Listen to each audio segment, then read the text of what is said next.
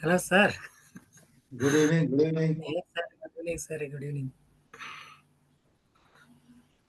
Sir. ಏನು ಮನೆಗೆ ಬಂದ್ಬಿಟ್ರೇನ್ರಿ ಈಗ?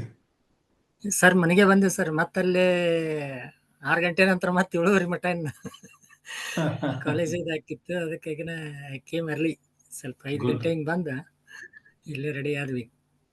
ಗುಡ್.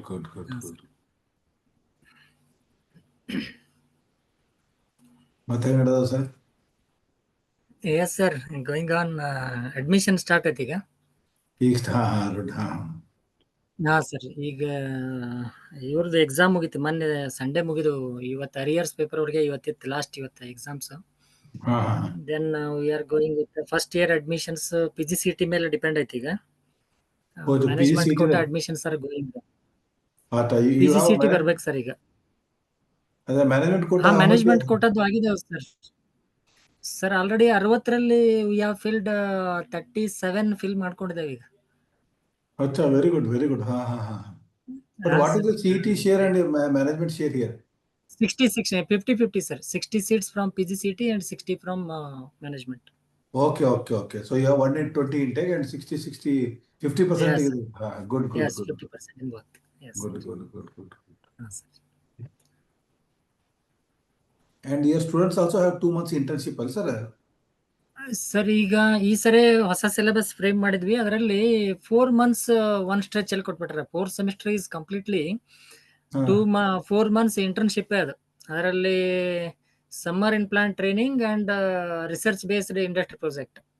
ಅದರದ್ದು 4 months ಆಯ್ತು. Earlier it was 2 months stretch ಇತ್ತು. ಅದು ಡಿವೈಡ್ ಮಾಡಿದ್ರು ಅದನ್ನ. ಈಗ ಒಂದೇ ಸ್ಟ್ರೆಚ್ ಅಲ್ಲಿ after their 3rd semester they need not to come to the college. They are out of the college, out of the university. ಆಮೇಲೆ ಅವ್ರ 4 months ಆದ್ಮೇಲೆ ಸರ್ 90 credits 3rd semester ಗೆ ಮುಗಿದೋಗ್ಬಿಡುತ್ತೆ. Only 10 credits are there for project. Okay. So totally 2 years, 100 credits you have made. 100 credits, yes sir. 30 each semester 30. Like that 3 semester 90 ಆಗ್ತು. Project is 10 credit. 30 credits per semester is too high, ಅಲ್ಲ sir? Per semester. ಹೌದು. ಅಂದ್ರೆ ಏನ್ ಮಾಡಿದಾನೆ sir ಅವನು, 3 hours class ಇತ್ತಾರೆ 3 credit, 4 hours class ಇದ್ದಾರೆ 4 credit. Like that every semester we have 8 minimum 8 subject ಇರ್ತಾವ. 8 4 32 ಆಗ್ಬಿಡ್ತಾವ. 4 credit ಇದ್ದು ಅಂದ್ರೆ 3-4 ಕಾಂಬಿನೇಷನ್ ಅದಾವ credits. But AICT mandates at 20 credits per semester actually for UG programs. ಅವು ನಮ್ಮ 4 ಸೆಮಿಸ್ಟರ್ ಮುಗಿಬೇಕಲ್ಲ 100 ಕ್ರೆಡಿಟ್ಸ್. 100 ಹೆಂಗ್ ಮಾಡಿದ್ರೆ ನೀವು? That's why I they think have you made it. internationally, I was told in foreign universities, engineering is 120 credits for 4 years. Okay. Global ನಮ್ಮಲ್ಲಿ practice. ಸ್ವಲ್ಪ ಹಾ sir. You are trying to see ನಮ್ಗೆ ಏನ್ give ಮಾಡಿದಾನೆ, extra. ಇಲ್ಲ elective ಇರೋದ್ರಿಂದ they have to choose dual specialization ಬೇರೆ ಇದೆ ಅದಕ್ಕೆ, major minor. So you are giving MBA major and minor both you are giving? Actually ಹಂಗೇನು degree award will not be like that. Only thing is MBA ಅಂತಾನೆ ಇರತೈತೆ ಅದು. But by seeing their marks card you can say that they are HR, finance, marketing ಹಿಂಗೆ ಹೇಳ್ಬೋದು. But now in engineering they are giving like as per NEP 2020, the degrees are offered BTech in electrical engineering with major in electrical engineering and minor in computer science engineering like that. That concept, even Shivaji University has incorporated that NEP 2020 since last year. Correct. Good. So even my guide Nagesha sir called me just now. Sir. I am actually feeling guilty. Everybody is struggling to make PPT. In spite of all hectic activities people have, this is additional responsibility we are given to people. Now, last 15 days I am making PPT only. It is really, I feel and this topic is something new also, sir. These topics are not readily available in market. What we are given, so you have to work on that and break your head and read some documents. And of course, you read AI, but still, everybody is struggling. ಇಲ್ಲ ಅದಕ್ಕೆ ನಮ್ಮಲ್ಲಿ ಜುಗಾಡ technology ಐತಲ್ಲ, ಅದನ್ನೆಲ್ಲಾನು use ಮಾಡಿ ಎಲ್ಲಾನು ತಂದು connect ಮಾಡಿ ಹಾಕಿದೆ. Even you have a surprise at the end of my presentation ಅಂತ. Okay, good. That is required. Yesterday, madam, she used that poll. I saw. People should not sleep. So I'll have poll also. I think. So how many of you, even you can, I don't know. We have not used that poll, but there is a poll option also. Poll option ಇರುತ್ತೆ sir. Polls. 7 hours. In between, even we have ಏನು humps ಇದೆ ನಮ್ಮಲ್ಲೂ ಹಾಕಿದ್ದೇವೆ. We have interactions. Interaction we have. You have interaction, but sometimes I see people inadvertently they put on their mics and it causes like a disturbance during the session. That is not good actually. Chat is better, sir. Chat is better. That is the best option you have. Better. It is not easy to come out in chat actually. But good. We have got almost 285 registrations, sir. From my college, I did not encourage my people, only HOD deans I allowed them. Faculty I did not allow because not everybody understands this topic. And so only 10-15 registrations from my college per se. But let the outsiders get benefit out of it, sir. That is people pan India they are registered more than 60 doctorates. So they have thought I think they'll add value, and this certificate, ATAL FDP certificate has got a lot of weightage actually for cash and all. So those people have joined. And this topic also, I think many found it very interesting. And we have got people from all backgrounds: civil, electrical, CS, mechanical, structure, environment, agri equipment. You name that, those people are there. Even I was not knowing that so many branches are available, the programs are available. Good. So, and they are enthusiastically participating till 9 o'clock. I have seen last. This is the 4th day. Yes, they are. I think you are also last there. 4 days. You are also there. I have seen. You participated, you are not registered, but no. No, you can register, sir. Actually, I was a speaker for ATAL FDP at Haveri, Government Engineering College, Haveri, and at Malnad Hassan and all. But I was, I think, participant also. So I got 2 certificates. One is participant, one is a resource person also. Yes. So good. That is good. No, I joined to see how the relay is happening, because I have to starch bearers. Okay, I have to carry today. Now we have this Zoom platform, sir. We have taken this 1 month subscription. So Yes, sir. this Zoom platform is there Yes. for online classes. Otherwise, my college is fully 100% offline only. We have got Okay. face-to-face classes going on. Yes. So Yes. this we have seen, and I think people something new, and especially now all colleges, engineering colleges, only computer science is shining. So, and in that computer science only beautiful ladies are there. So now Yes, it sir. is very difficult for them. Where after 6 o'clock you have to stay alive awake till 9 o'clock. And we Yeah. can't hold them in office. Well, you go home. I'll sit in office. So Yeah. I'm I'm happy. My house is close by, so I can come walk in, walk out anytime. That Yes. facility is there. Good, good. And this NBA accreditation, you can definitely tell this 2025 new document. I think both Tier 1 and Tier 2, both this document they are Yes. released. Yes. Yes. And Sure. now AICT also has mandated, sir. Yes, sir. AICT has mandated that Mandatory. 60% of your eligible program should be NBA accredited. But Yes. Yes. past 3, 4 years it is going on, and people are struggling still. That culture has to create. Yeah, good, good, good.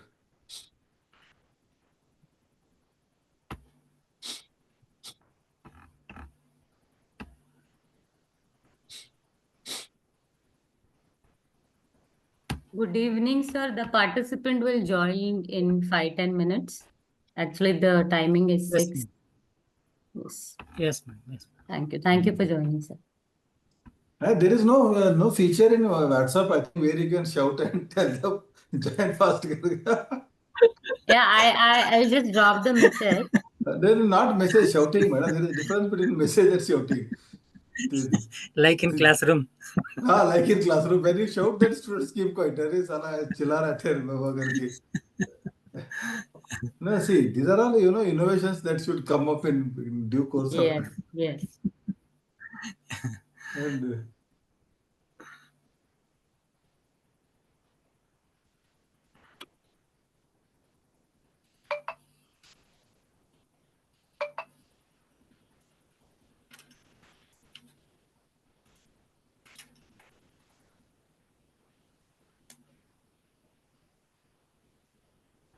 so, how is the weather, sir, at Hubli?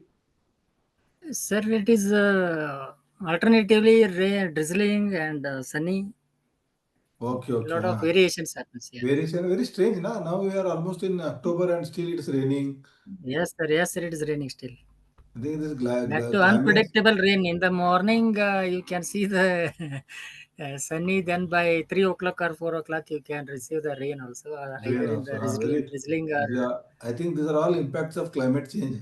climate change. Yeah, exactly. Uh, so people, in the name of development, man has uh, created so many things that he has spoiled the environment. And that I was also not knowing, sir, that 1.5 degrees. I was just worried. क्या होता है 1.5? But there 2, 3 means खलास. I was not knowing this. अरे ये खलास होने का भी chance है क्या करके? Even any fraction, sir, any fraction 1.5 to 1.6, 1.7 matters a lot. Matters a lot. क्या. Yeah. That even people are, even I was not aware that Even is so. 1 centimeter rise in the sea level हाँ, will almost what is that, vanish the some of the islands. You islands, cannot that. see those islands for that. Correct, good, good. No, no, no. That is true. Huh?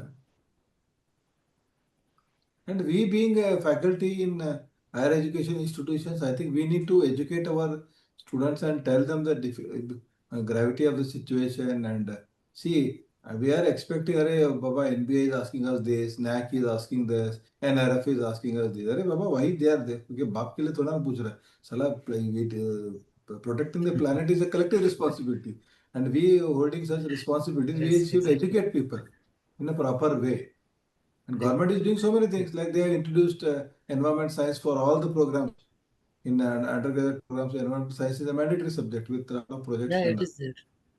But it has to be taught with that seriousness, and people should take interest. Like Bhutan, sir, you see, they don't speak of GDP and happiness index. And I think Yeah. 62% of that land cover is green. India, I think hardly 30, Yeah. 35% is green. Here it is a double. Yes.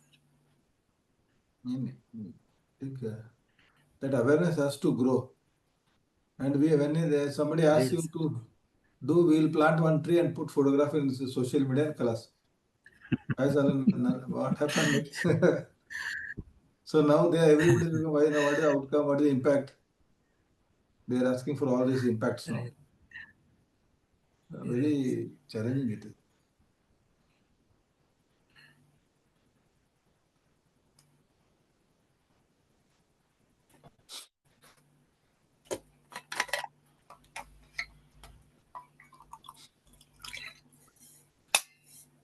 This VTO started a constituent college in Gokak, sir. ಹೌದು sir, ಅದು recently last minute decision was made ಅಲ್ಲಿ because of the minister ಇದು ಇರುತ್ತಲ್ಲ ಅದು. Because of that they started in one ಯಾವುದು municipality building ಎಲ್ಲಿಂಗೇನೋ start ಮಾಡಿದಾರೆ ಸರ್. There is no infrastructure also.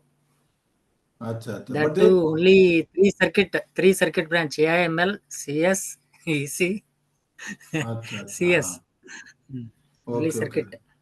60 intake they have started. 60 intake.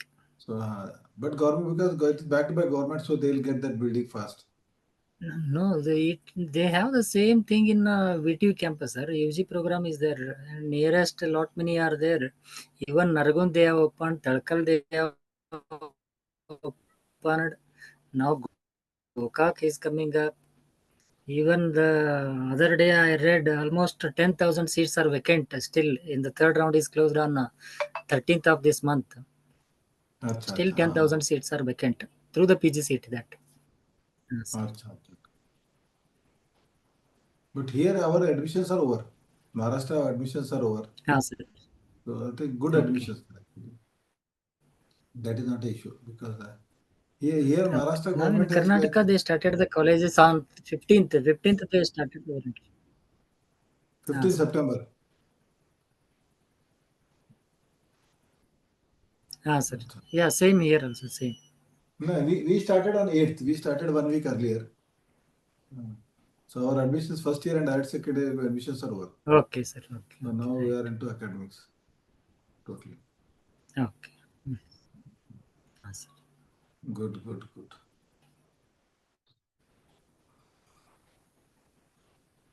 I think that is the term. 65 participants are there. People will keep joining like this. Another 5 minutes and all. Yes, sir. And this NAC also has not come out with the binary accreditation document so far, no, sir? Sir, still it is pending document. Earlier they have made a pack. They come up with a pack. It was packed. They have come out with pack, huh? No. Earlier they announced. No, sir. Then they have closed that. Now they said immediately they will announce the binary. Even last year we thought of going for the binary. At the end we took a decision. That is every 2 years you have to get into that. Now this is for 5 years. Now whatever accreditation you got for 5 years. So you are now comfortable for 5 years. 5 years. Now you can think of NB accreditation. Yes, sir.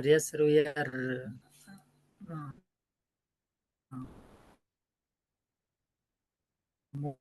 Even Nippon, they started MBA program.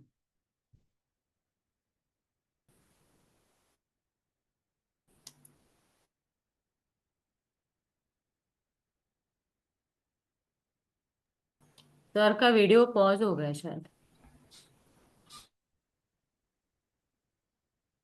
Yes, it has stuck.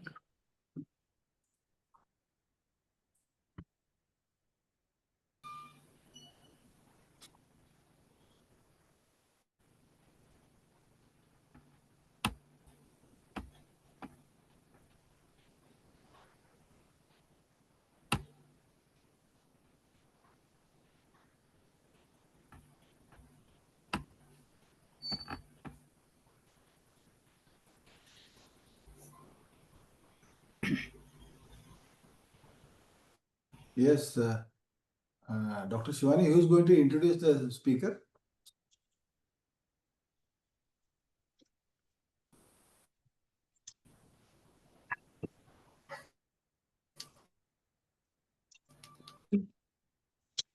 So shall I start to introduce? Yeah, go ahead, man. Go ahead. Good evening, everyone. On the behalf of Dr. D.Y. Patil Pratishthan's College of Engineering, I, Mrs. Kiran Ingavale, warmly welcome you all. It's my pleasure to introduce our today's guest speaker, Dr. Veeranna D.K. He is a professor and director at the Institute of Excellence in Management Science, Hubballi, with 25 years of teaching and 11 years of research experience. He holds dual master degrees, MTech in Production Management and MBA, and two PhDs, one in Total Quality Management at Anna University, Chennai, and another in Nano Composites at VTU, Belgavi, an accomplished academic and administrator. He has authored AICT textbooks, contributed to NEP 2020 translation projects, published over 40 research papers, filed a patent, and guided several research scholars. He has also held leadership roles, including head of a department, dean academics, vice principal, and honorary secretary of IEI Belgavi Center, recognized with awards such as the Excellence Award in 2021 and Dr. S. Radhakrishna Award. He is an active member of multiple professional bodies and a reviewer for international journal.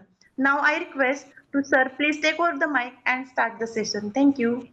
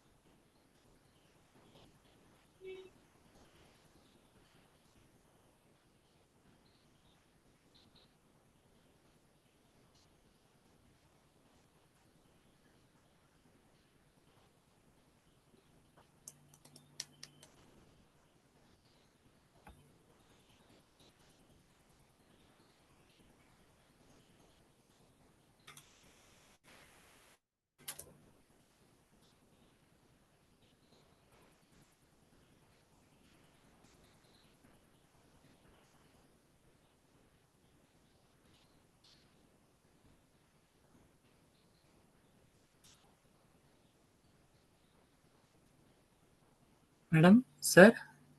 Yes, sir. You please share your PPT. Yeah, there is an unstable. Okay, shall I share? Otherwise, you can email that PPT to me. I can share from here, not issue. No. It was Yeah. showing unstable. This one. Yeah, screen sharing is on. Just a minute. People, when they get drunk, they become unstable, something like that.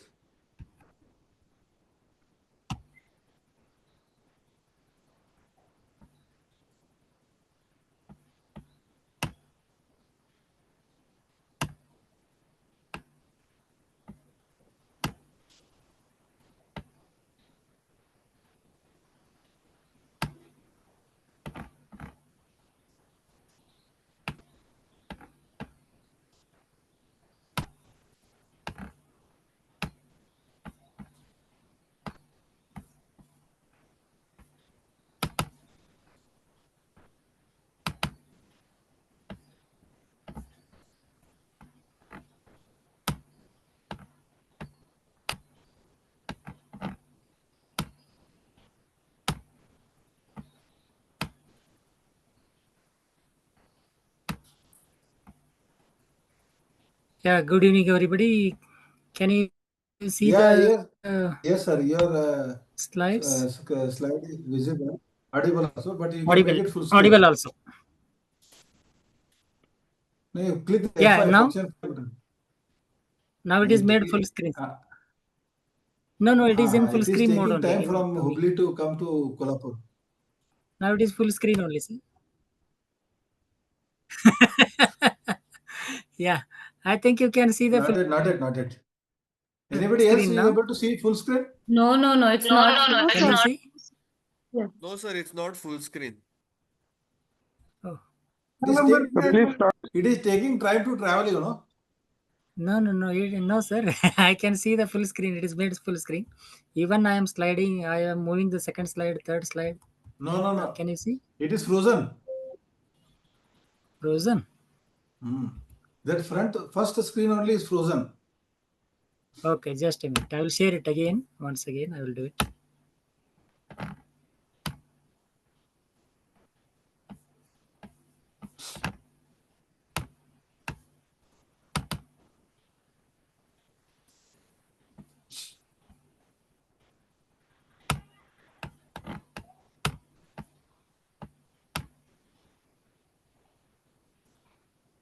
How about now? Screen is visible. No, still screen is not visible. No, please check. Sir, only the presentation first page is there about your First page is there, na, ma'am? Now second sheet. but it's not full screen, sir. It is not full screen. It's not No, full sir. screen and it's not even moving also, sir. F5. No, F5 I have made, ma'am. F5 I did. Sir, you can also click the button on the slideshow. You can see on the No, top I there did is it, a ma'am. save button, and after that, Madam, it's you, not sir, visible please on send full to principal, sir. He will share. No. I have done that. I am seeing the full screen. The only thing is just a minute. I will share it to the to whom I have to share. Madam, I can share or Mane.Suresh. Mane.Suresh@gmail.com. No. I will share it to the WhatsApp. Shall I? Share it. No issues. Okay, sir.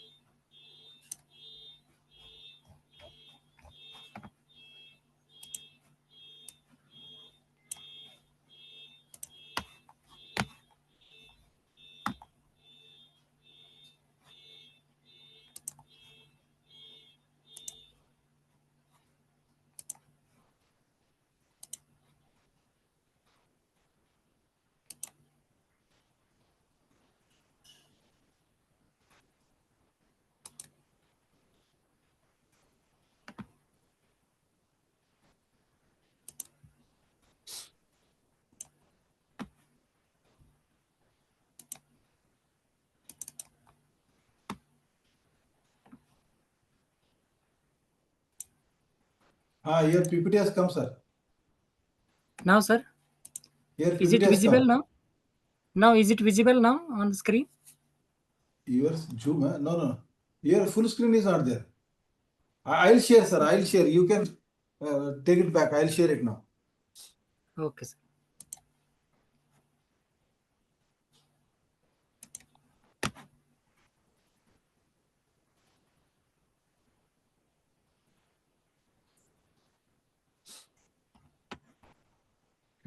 Entire screen.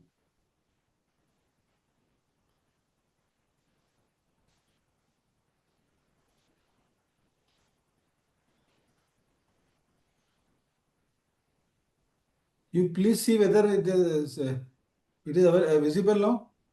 Yes, sir. Visible full screen, sir. Now? Just a minute, sir. It is taking time. Yes, sir. Yes. It's visible and full screen. No, Yes, see, sir, it's visible and full screen. Thank you, boss. Thank you. Sorry for the delay. This internet, everything is not very dependable.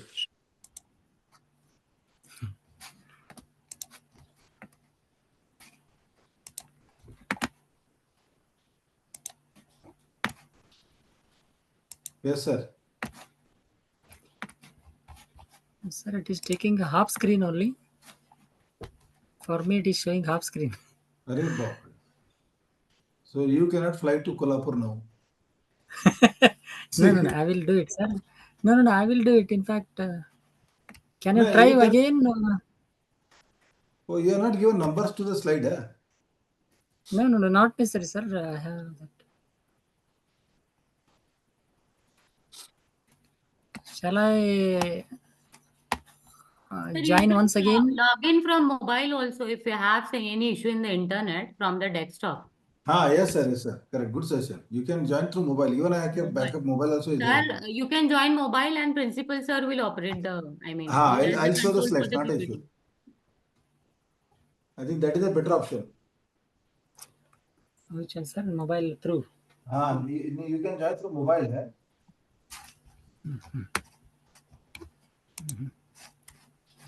Sir, I will do one thing. I will log out once and I will log in again. Yes, Let me sir. check. No problem.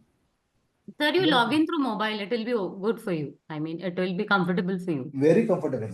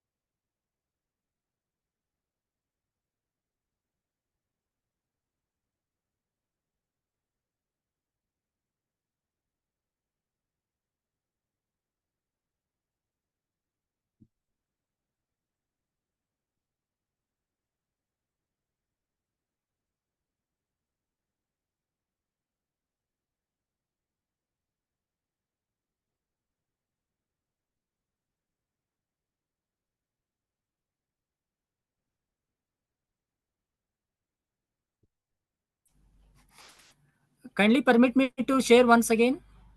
You give me the Okay. yeah Okay, sir. Share now.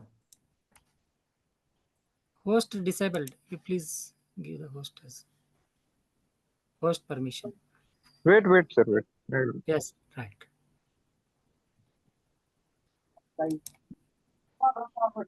Now you can share, sir. Okay, sir.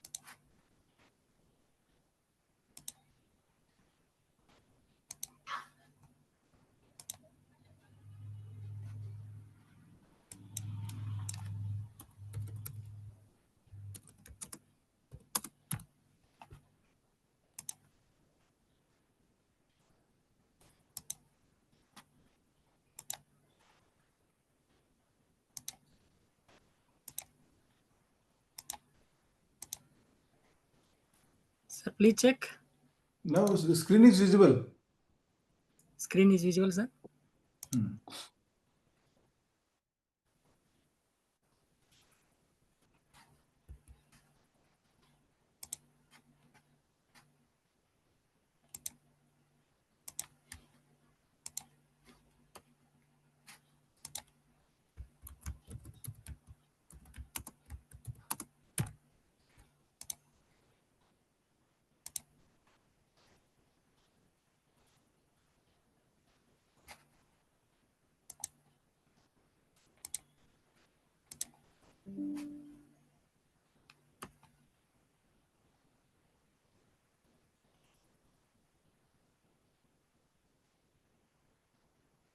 This meeting is being recorded.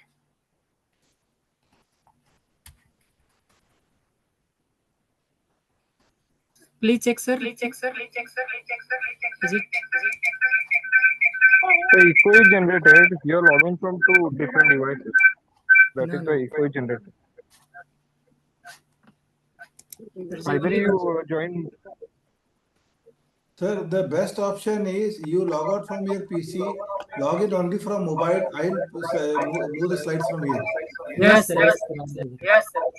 Yes, sir. Yes, sir. Yes, sir. Yes, sir. Yes, sir.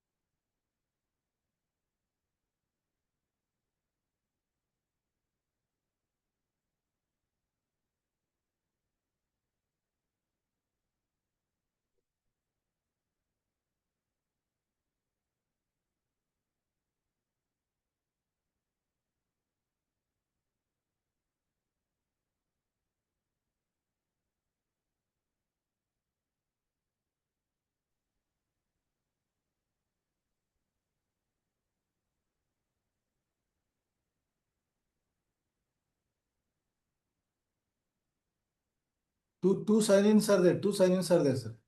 Two signings are there. One I will cancel that. Mobile, you keep mobile open. You can watch. I think you can read through your specs. No? Yeah, mobile is ready, sir. Mobile is. Yeah, mobile is ready, sir. Yeah, mobile is ready, sir. Yeah, mobile is ready, sir. Yeah, mobile is ready, sir. Sir, shall we start? No, your two devices are on. Still. Huh.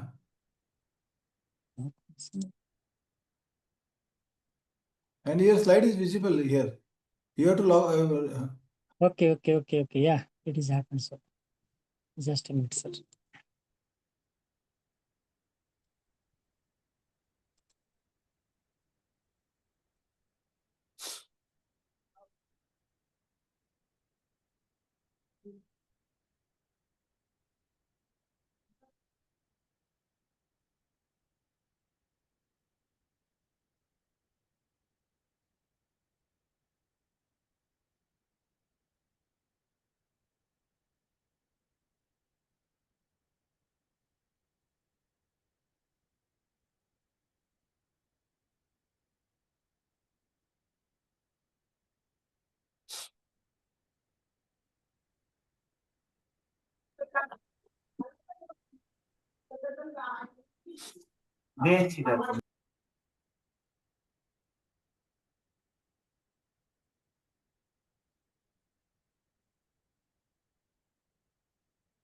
Sir, shall we start?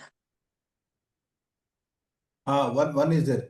Now, shall I share the PPT? Yes, sir. Please, sir. Okay. So much problem.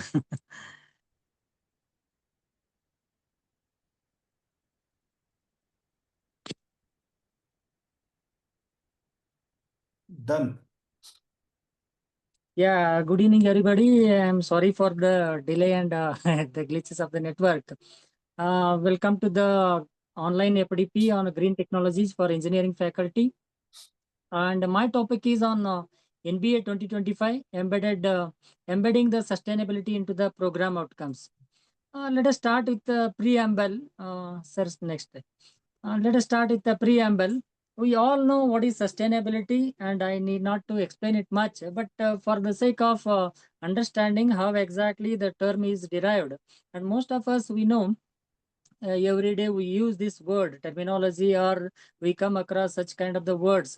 It is a Latin word. Most of the Englishes, you can see their origination is the either the Latin or the French. This is a sustainer is a word which has come from the Latin, and the meaning is hold up or hold upright or furnish or means of support, bear, undergo or endure or resilience, what we call is the ability to continue over a long period of time. It has to sustain, it has to be there for longer time.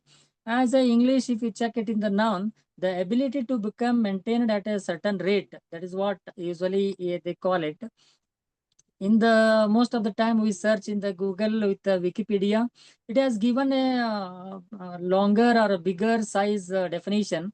The ability of a system or the process or a society to continue to exist. This is what is most important. Continue to exist and function at the same time. Not only to exist, it has to function over a long period, especially for balancing the environmental, economical and social dimensions. Yeah, these three words are more important when we talk about the sustainability. To meet the present needs at the same time, not only to meet the present needs, next he continues, without compromising the ability of future generations to meet their own needs. Henceforth, the next generation should not suffer because of our utility or exhaustive use of these resources. Sir, next. See, these three pillars, the sustainability is dependent on these three pillars of the uh, what is that sustainability. If you see the graph here, the sustainability is dependent on the three pillars: the social, environmental, and economical. If you see the broader segment, the environment is at a large, society is the next component, and economy is the outcome of these two things. If you see the Venn diagram here, there are two components. If you match the environment and the social, it should be bearable, it should be tolerable, it should be sustainable.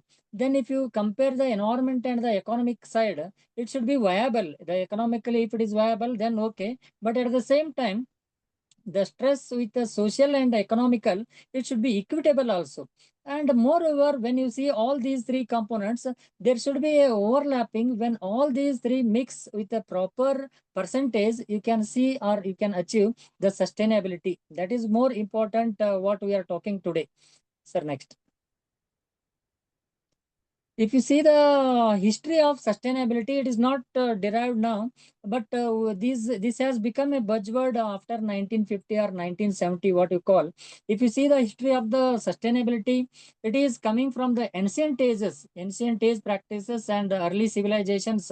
They practiced this sustainability. In the 18th century, the forestry, the retention of forestry and not harming this environment, that is all there in the 18th century. They used to uh, they feel that it is a sacred things, the nature and the environment. They feel they used to make a puja for that. The 20th century environmental movements that brought a public awareness. After 20th century, the people are thinking when the population is growing and the cities are developed and the pollution becomes an alarm word. That time, the people are thinking about, especially around 75 years back in 1970, the environment emergence of environmentalism. Okay, that is what a new word is coined during that term. That has made a big changes and it has made us to think in a different way. In 1987, the Brundtland Commission has defined a term called sustainable development. Till that, we know that there should be a minimum resource utility and we have to keep it for the longer days and the next generation. But they coined a term called sustainable development, and the United Nations has coined a word called sustainable development goals in the year 2015. But in the year 2000, they coined the Millennium Development Goals. They call it as a MDG. Then after 2014, they coined a word called sustainable development, and it is coined for the year 2015 to 2030.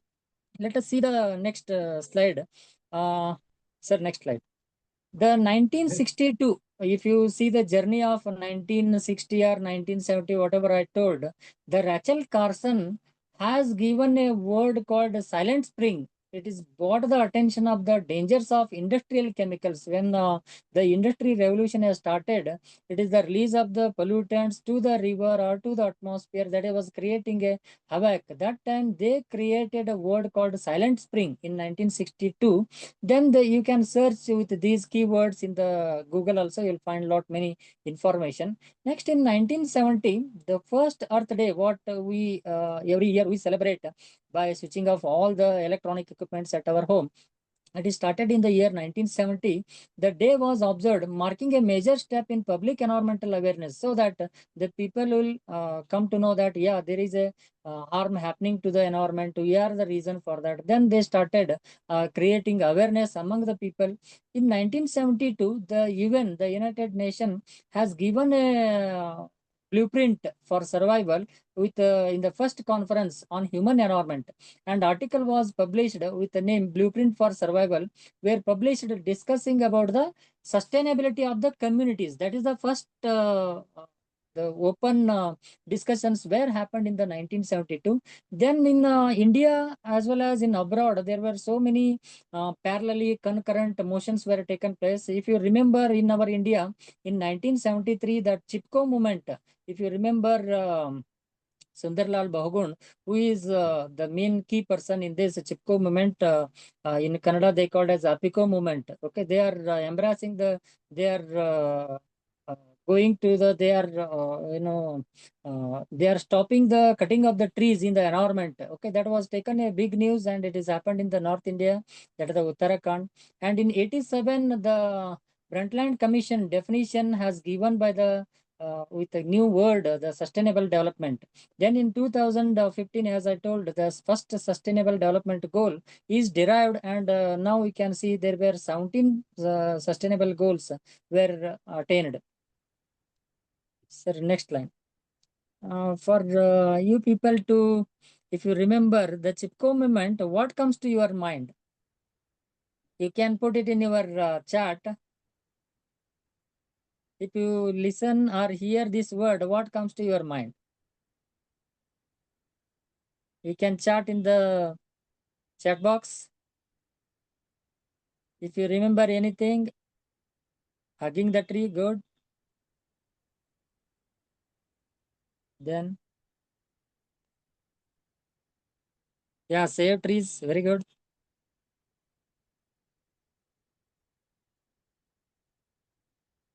Yeah, very good, very good. Protection of trees, super. Yeah, like this, the lot of the things were happened, and the awareness was created among the youth, among the public, among the communities. After this moment, the people were really started thinking about the environment and the safe environment. Sir, next. See, then what is the need for the sustainability? Okay, there is lot many things are happening in and around. Every day we are witnessing the climatic change, then the scarcity of the resources and over exploitation of the natural resources. These are all, we are all aware, but only thing is we need to understand the variations what we are making in a simple fractions is leading to lot of bigger or the nuisances or the causes at the end. Okay, unless until we preserve it, or from our own end or from our community, if you are not able to do any activities to preserve or protect, then it will leading to the lot many havocs in the later years. We all know this, the climatic change is happening and the scarcity of the resources.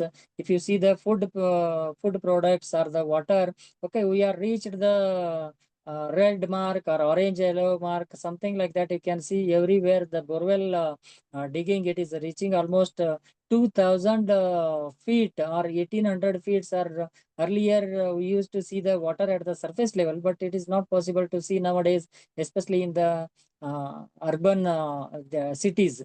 Okay, sir, next one. There were 17 sustainable development goals. If you able to read this, the first one is no poverty, zero hunger, good health and well-being, quality education, gender equality, clean water and sanitation, affordable and clean energy, decent work and economic growth, industry, innovation and infrastructure, reduced inequalities, sustainable cities and communities, then responsible consumption and protection, climate actions, life above the water and below the water, land and water, you can say, peace, justice and strong institutions building, the partnerships with countries, that is what the goal with mutual understanding. Okay, these are all the 17 goals. I think many of you have come across these things. We will elaboratively study and what is our role as engineers, that you can see it later. Then by seeing the term, the sustainability, nowadays we have coined one more term along with that, sustainable development. The terms sustainability and sustainability development are closely related. In fact, they are often used to mean the same thing, but both the terms are having a different meaning. Very specifically they are used. Both the terms are linked with the three dimensions of sustainability. That is what I told, economy, environment, those things. Then along with that, one distinction is that sustainability is a general concept, while sustainability development can be a policy or organizing principles. It is related to the human being. The sustainability is not related to the human being, but it is related to the everything. But when you come across the sustainability development, it is the term which is very relevant and opt, and it should be what is that, stopped, or it should be done, or it should be revoked by only the human beings. That's why the sustainable development focus mainly on the human well-being. That's why we have to be very careful about sustainability and sustainability development. Most of the time we utter a word sustainable development. Sustainable development has two linked goals. It aims to the human development goals, also enable the natural resources to provide the natural resources, the ecosystem, the economies. Like this, we see the different words or the different environment which are closely connected to the sustainable development. Sir, next. Then what is there is a big challenge to measure the sustainability, because by seeing all those 17 goals, I'll come again to those, how to measure the poor index, how to measure the quality education. There are a lot of things which are very complicated in nature, and most of the time they are very contextual also. Okay, they are very dynamic, and unless until we see the indicators, it is very difficult to measure those sustainability and sustainability development factors. Because they are developed to cover the environment, society, and economy. See, out of these two, the environment and society are the two terms which are elaboratively, or they are connected to the human beings. But economy is man-made, okay, because we need money, we need resources through the society, through the environment. Okay, there is no fixed definition for sustainability indicators also. The metrics evolving through these indicators, benchmarks and audits. Only these purpose, only we can say these are indicators. Unless otherwise, you can't say we achieved 100% sustainability, we received 100% quality education. It is only the benchmarks or the rubrics, you can say, or the certifications will tell we have reached that. But unless until in the ground level, you may not say that what is the actual things. The systems like fair trades or the organic and inorganic, we are classifying, we are seeing the organic farming, these things. These are all the terms which are derived through the indicators. They also involve the indices and accounting systems such as corporate sustainability reporting. Usually they make our environment, our office is 100% sustainable or 80% we are eco-friendly, something like that. These are only through the reporting only, but these are all not the measures what we say. Actually, they happens with the sustainability. Then moving to the all this, what you seen is just a trailer or the beginning. We will move to the actual part. This is what the my subject is: NBA 2025 embedding sustainability into program outcomes. Let us move to this. Then we are all interested being a AICT affiliated institutions, either the engineering or the management or the MCA programs, we all come under the purview of the AICTE, and NBA is a monitoring or the certifying agency which is certifying us whether accredited or not accredited. There is a one more NAC, they are also certifying whether accredited or not accredited. Then ISO certification are there, UIMS certifications are there.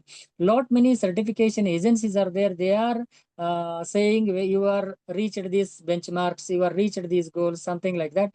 Then coming to the 2025 NBA accreditation, if you Google it, you will find lot many information, but not much about the 2025 NBA. You can see lot many information about the NBA 2015 onwards.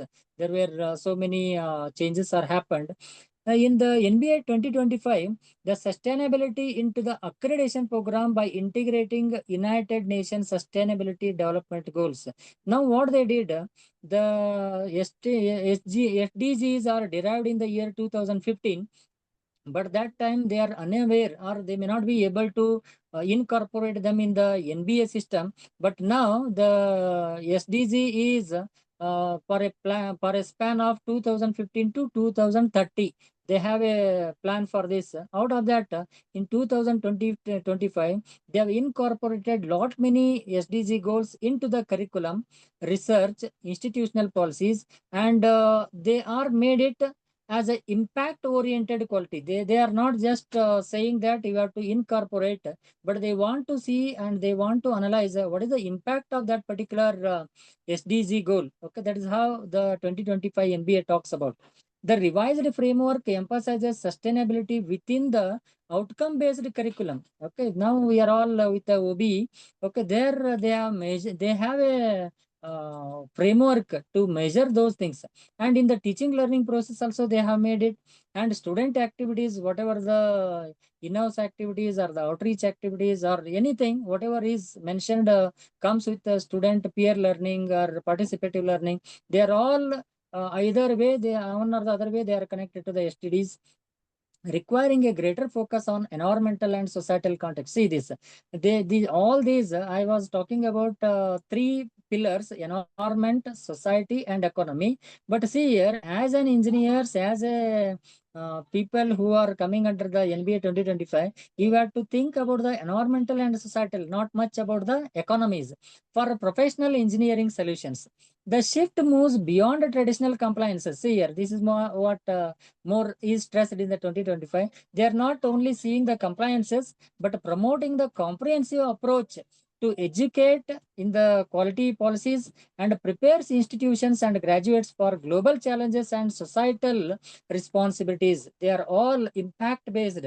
Otherwise, they just give the compliances. Yes, it is reached. The program is conducted. You can't say that I have conducted one program on global warming. Yes, your job is done. It is not that.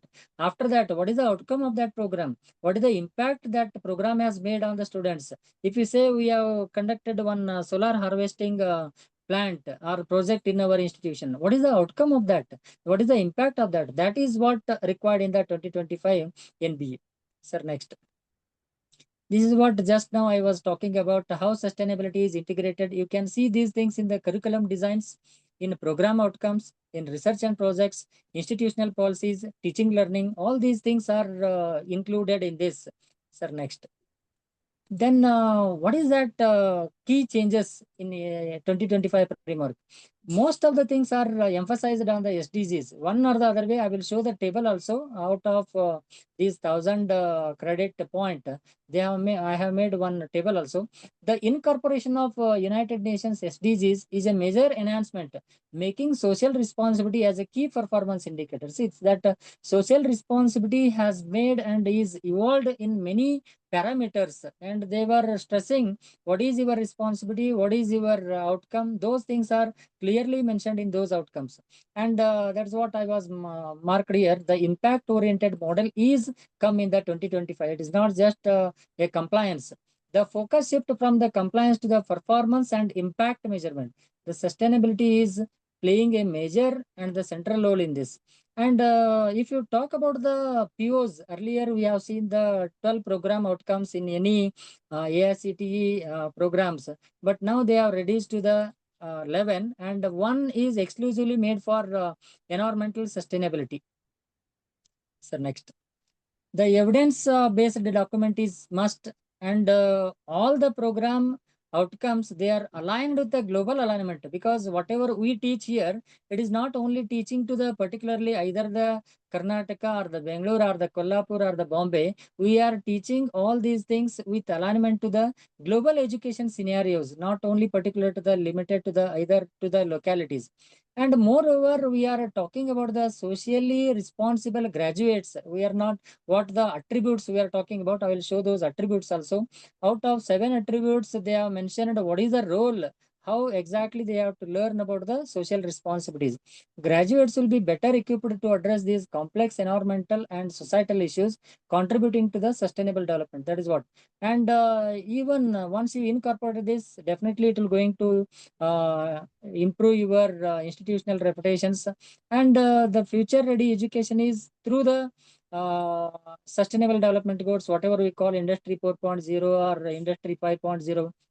They are all part of this sustainable developments.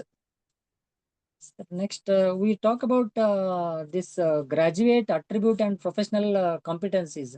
If you see the mapping of this, what is how exactly this is aligned here, the NBA updated framework aligns with the graduate attributes and professional competencies, GAPC, what it is called, which emphasizes adaptability, inclusivity, sustainability, and global competencies. Along with all those, sustainability is also one of the parameter. That's why V4 he call here. This means that program outcomes must be mapped to these attributes, ensuring that graduates are equipped with the relevant skills for the modern world. Otherwise, the people will be outdated. At the same time, if you see the number of POs, that traditionally there were 12 POs have been redefined into 11 POs under GAPC 4.0. Sustainability and inclusivity are now explicitly embedded within the broader competencies, requiring institutions to realign curriculum designs and assessment methods to reflect the focus on this. Then the next component is the sustainable development goals. How exactly they are incorporated here? These things are there in the curriculum, SDG linked course outcomes, and research outcomes, the student involvement. Like that, many components are incorporated, and I will show the mapping also. And focus on the social responsibility also. Most of the time nowadays we say our students are careless, they are not at all looking at the society, or they are busy in their mobile phones, they are always busy in their social networking, something like that we say. But these SDG goals, when they are aligned in the curriculum, then they have to undergo that. Once they undergo that hands-on practices, definitely they will realize what is their responsibility. That is what made clear in the NBA 2025. At the same time, curriculum and teaching learning process are there as a OBA. Sir, next. The sustainability goals, as I mentioned here, we will move to the next. This is what the next one is, also black and white. The next, yeah, this is next important. See here, how exactly these 17 goals are divided into these categorization. The social component, environmental component, economic component, and partnership with the globally. The first 6 component of the SDGs are the first 6 what is that SDGs are related to the society or the social no poverty, zero hunger, good health and well-being, quality education, gender equality, clean water and sanitation. These are the 6 parameters which come or which talk or address the societal activities. Then coming to the economic part, again, there were 5 components: affordable and clean energy, decent work and economic growth, industry innovations, reduced inequalities, sustainable cities and communities. If you come to the environmental aspect, there were only 4 aspects are there: sustainable consumption and production, climate actions, life below water and above water. Then coming to the collaborations, there were 2 things collaborated here: the peace, justice, and strong institutions. Partnership for the goals. These are the another 2 goals which are connected to the partnership and the peace. Nowadays, the AST has made universal human values as one of the component. That is because of this SDG only. It is not because of somebody is interested to teach that human values. It is because of to attain the goal of 16 and 17. Yes, sir. Next. Then I spoke about these things are the sustainable developments, sustainability and sustainable developments. Now they are sustainable developments are man-made or they are related to the humanity. This is how I just come to this point. Succeeding to the MDGs, this is what the Millennium Development Goals earlier at the year of 2000, they started with UN has coined a word called Millennium Development Goals. Now in 2014, 13-14, they coined a word Sustainable Development Goals. They are the same thing which with the revised versions are the new universal goals adopted by 193 countries across the globe, including India. The SDGs comprises 17 goals and they have made each goal into the sub-component. There were around 169 targets are made, and the implementation span, as you see here, it is reaching from 2016 to 2030. It is another 5 years left with. Now there were several targets are achieved. You have to achieve before 2030 only. You need not to wait till 2030. And some of them already made when they are implemented in 2015. They have made it to achieve by 2020. But I think many of them were not achieved to that extent what they targeted. But now still people are talking about the achievement, further achievement or the further refinement in those SDGs. SDGs integrate economic, social, and environmental dimensions. Goals and targets interconnected as a never before nowadays. Okay, either earlier they were just they are set as a goals, but now their goals are connected. I will come to that how exactly the government institutions, the professional bodies are connected to interconnect these goals and targets. Then we'll have one small questions to you. Next, sir. How many targets are set to achieve the SDG? Please reply in the chat box. Just now I told there were certain goals. There are 17 SDGs are there, but at the same time I told there are certain targets were set. Yeah, very good.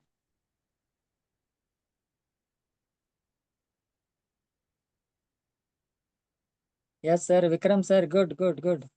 You remember the number 169. Very attentive. Thank you. Thanks for attention. Yeah.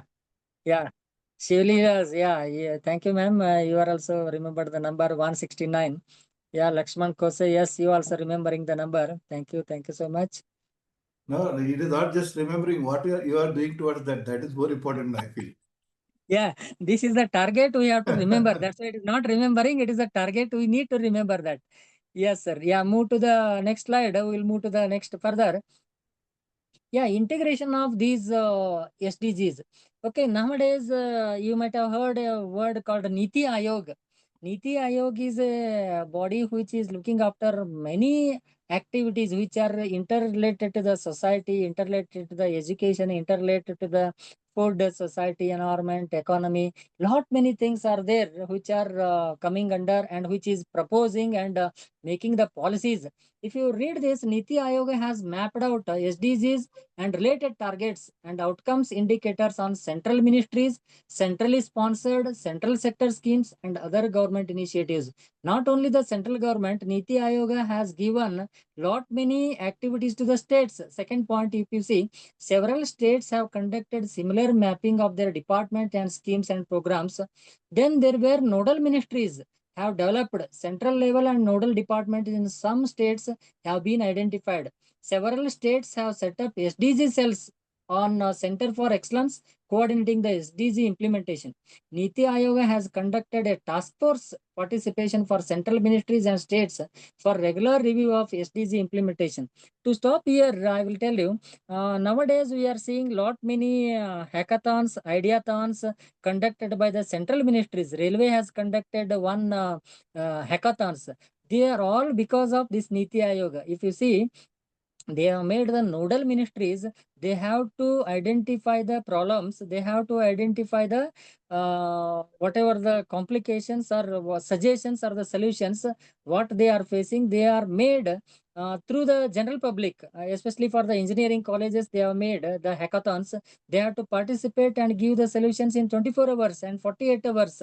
See, this is how these SDGs are very much interwoven in the departments, either the state or the center, to solve these problems. What our students are participating, they are not just for participating and getting the certificates, they are because of this SDG implementation. Really, we have to thank the government. They are made us through such kind of the things. That's what I told. Nowadays, the students should be made aware about, or they should be responsible about what is happening with the in and around. If you see, sir, next slide. If you see the program initiatives by the governments, what we are seeing, the Mahatma Gandhi National Rural Development, Narega programs, the rural and urban livelihood missions, Kuligagi Kalu, something like that they mention, the whatever the per day work and the minimum 8 hours work, even in the summer they create a work, Pradhan Mantri Jandan Yojana, soil health cards for the farmers, National Food Security Mission, National Health Mission, National Atmanirbharta, next that some Shakti Yojanas are there. There are some what that health cards issued to the BPL holders. Okay, then Beti Bachao, Beti Padhao is one more thing. Swachh Bharat Abhiyan, it is started from long back and cities are graded with that. National Rural Drinking Water, clean and 24-hour water services. Pradhan Mantri Awas Yojana for rural and urban. Pradhan Mantri Gram Sadak Yojana, you can see the lot many villages are connected and the roads are widened to the 6 lane, 8 lanes, express highways. They are all part of this SDG only. Pradhan Mantri Krishi Sinchay Yojana, Pradhan Mantri Ujjwala Yojana, and National Mission for the Green India. Lot many, just I have mentioned only a few here because of the space availability. Otherwise, whatever the schemes, if you read, then you try to connect with which SDG it is connected. They are all made because of the interwoven or connecting to the these SDGs only. Sir, next. Yeah, then I mentioned about 169 indicators. You can see how many indicators are connected to each SDGs. That's what my intention here to show this. In the poverty, no poverty, around 5 indicators are mentioned. For the zero hunger, 5 indicators. We'll come to that point. What are those indicators? Good health, around 9 indicators. Quality education, there were 4 indicators. That net enrollment you have to enhance, school ratio you have to enhance, the dropout ratio, those things are there. Then, sir, next. The gender equality, there will be around 3 numbers, indicators are there. Clean water, only 2 are there. Affordable and clean energy, there were 3 indicators. Decent work and economic growth. See, the economic component has 7 indicators here. Then, sir, the next one, the 9th indicator, industry innovation has 6 indicators. Reduced inequalities has around 2 components. Sustainable cities and communities has the 3 components. Sustainable consumption and the production has 2 components. Sir, next, climate actions has 2. Then the life below water, underwater, 2. Life on land, 4. Then peace, justice, they have the 4. Like that, the 16 and 17 is accommodated here. Then we'll move to the each SDGs and what is our role as an engineers. That I will mention here. Let us go with the SDG 1, that is a no poverty. Then how can a engineer or how can a technical institution will solve this problem? You have to think on this. Then the poverty is, it's all, you can see it everywhere. Okay, you can't categorize where is the poverty, where is the low economy. Everybody are in any community, you can see this. Then there are measures we have to take to reduce these poverties. The human resource development is the first thing. You have to improve the education, improve their economic background. You have to administer those public policies, speeding the economic growth and the rural growth.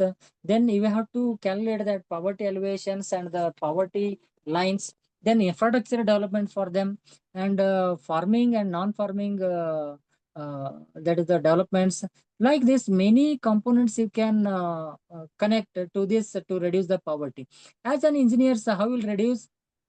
By developing the, you have to take one component for the rural growth. What is the role of an engineer in the rural growth? Like that, you have to connect this SDG, then only it is possible to reduce the things. We are developing so many agriculture implements. Then we are using the power tillers, we are using the automotives, we are using a lot many drones technology, we are using the drip irrigations, we are using the whatnot, IT and IoT. This IT and IoTs are used everywhere to reduce this or to solve the problems of the SDGs. Okay, sir. Next, the second component is zero hunger. It is sustainability is to reduce the zero hunger.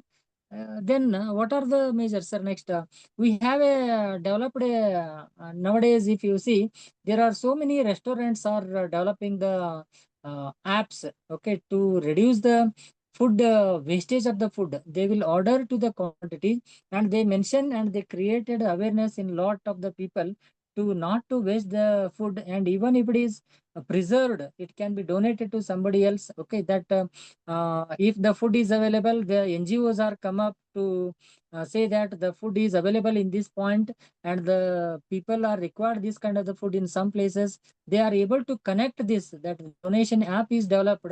Because of that, nowadays the quantity of the wastage of the food is reduced. The quantity is reached to that the people who are in need in a minimum amount of time, so that it is not wasted on that particular day or time.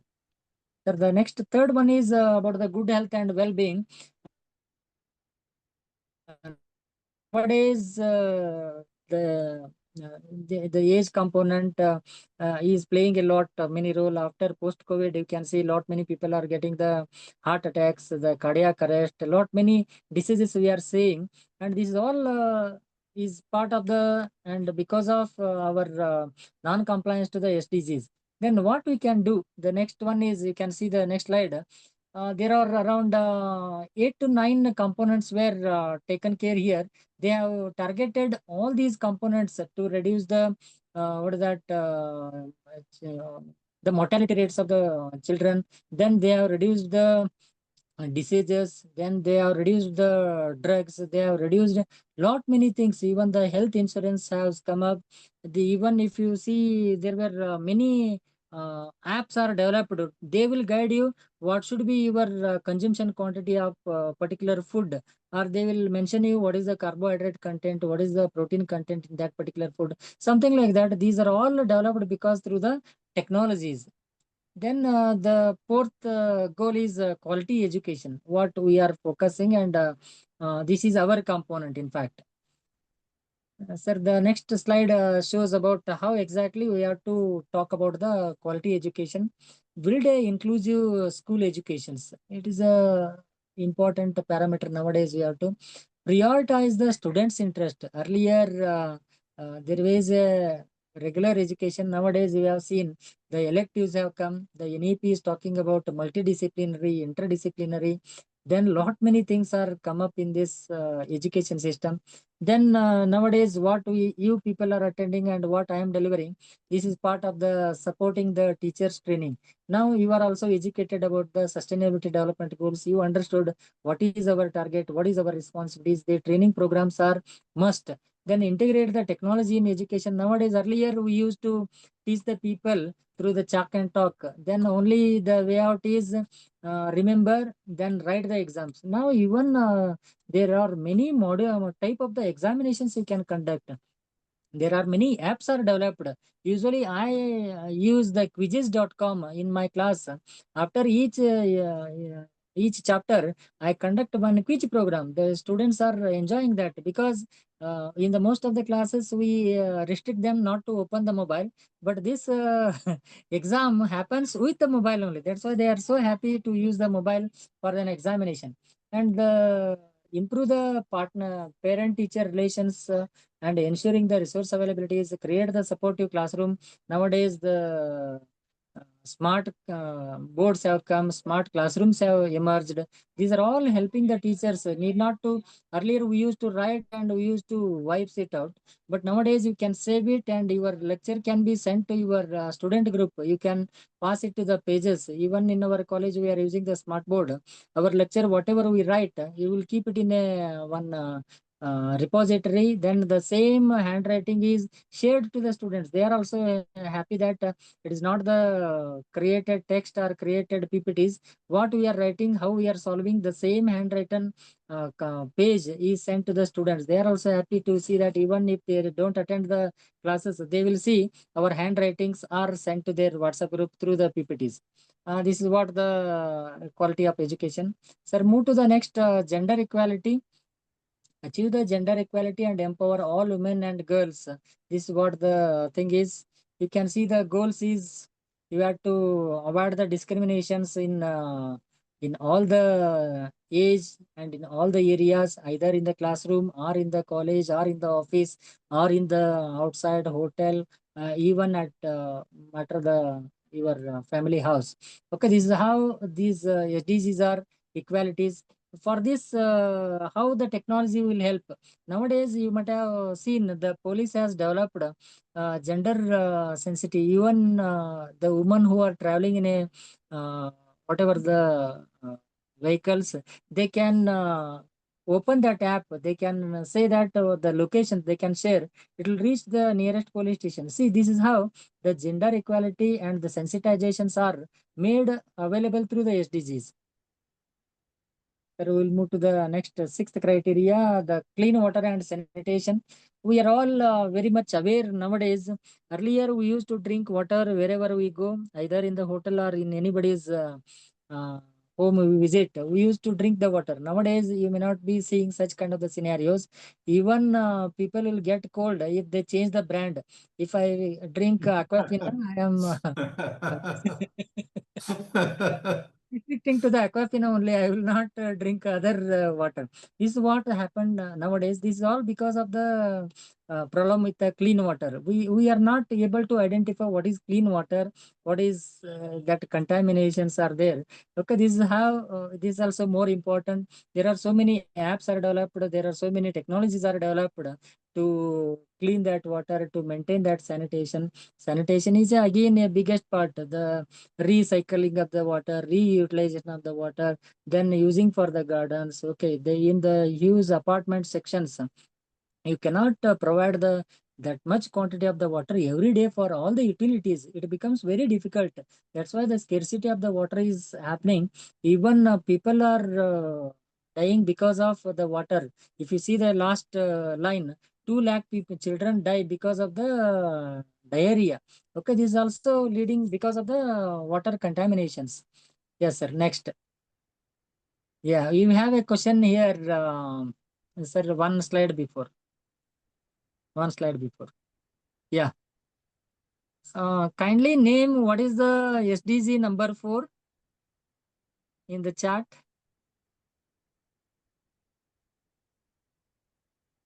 What was the name of the SDG? I think people are listening. What was the name of the SDG 4? Somebody can answer. SDG 4 was talking about, the name of the SDG 4 was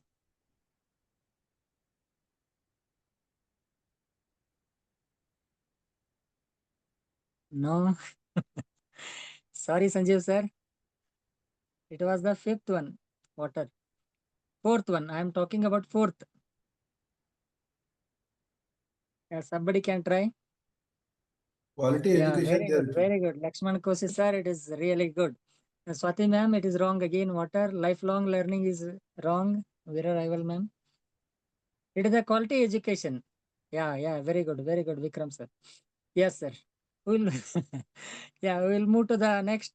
Just it is testing whether you are listening attentively or not. That's why I am posing questions in between. Yeah, we'll move. Otherwise, I am the only person speaking all the time. If people are listening to me, the seventh criteria, the seventh SDG is clean and affordable energy. Nowadays, the renewable energy is placing a lot of good things. Even electric vehicles is part of this. The next, this slide is talking about the target energy goals. Energy accessibility, electrification challenges, policies are made there. Energy efficiency. Now we are seeing the 5-star ratings, 7-star ratings equipments. Earlier, we never bothered about what is the consumption of energy by our light, fans, or refrigerators. Now we are very cautious. We are seeing the 5-star rating, 3-star rating while purchasing that. Energy affordability, that leading to the economic growth, the promotion of the clean energy, that fossil fuels are almost we stopped burning of the cow dung or the whatever the things which are used for the cooking purpose.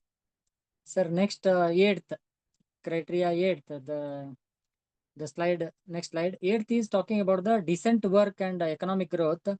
See, these are the target groups here. The decent work nowadays, you might have read in the newspaper, the people should work for 70 plus hours, 80 hours.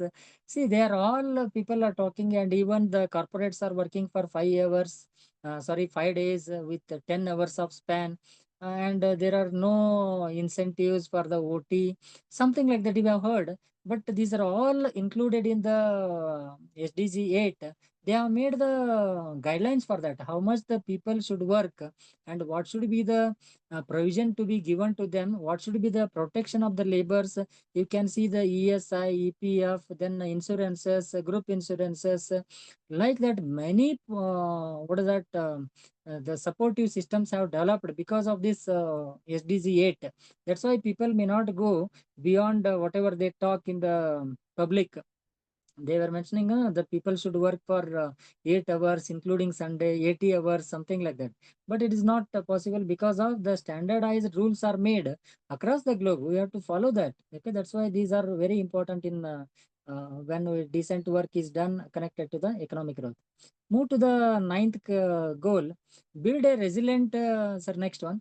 Build resilient infrastructure, promote inclusive and sustainable industries, and the foster the innovation.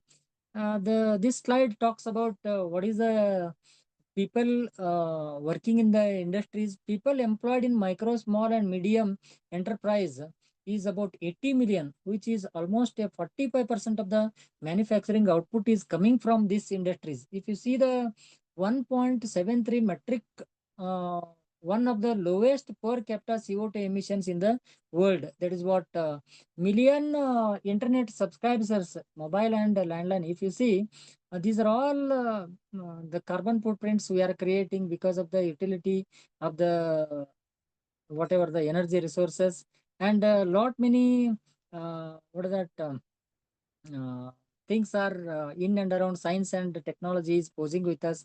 16% of the world workforce employed in manufacturing. One of the manufacturing job is a job creator of this. Okay, that is what we have to build a resilient component. Nowadays, the robotics, automations are snatching our jobs. Even then, the industries are hoping on that only. Sir, next we have to go to the criteria 10. Reduce the inequalities. Sir, next goal is reduce the inequalities. You can see that 11% of the income inequality has increased because of the developments. And 87% of the scheduled tribe earn less than rupees 5,000. They have made the surveys. Through that, they have given what is the poverty line is there and how to reduce the inequalities happening in the society.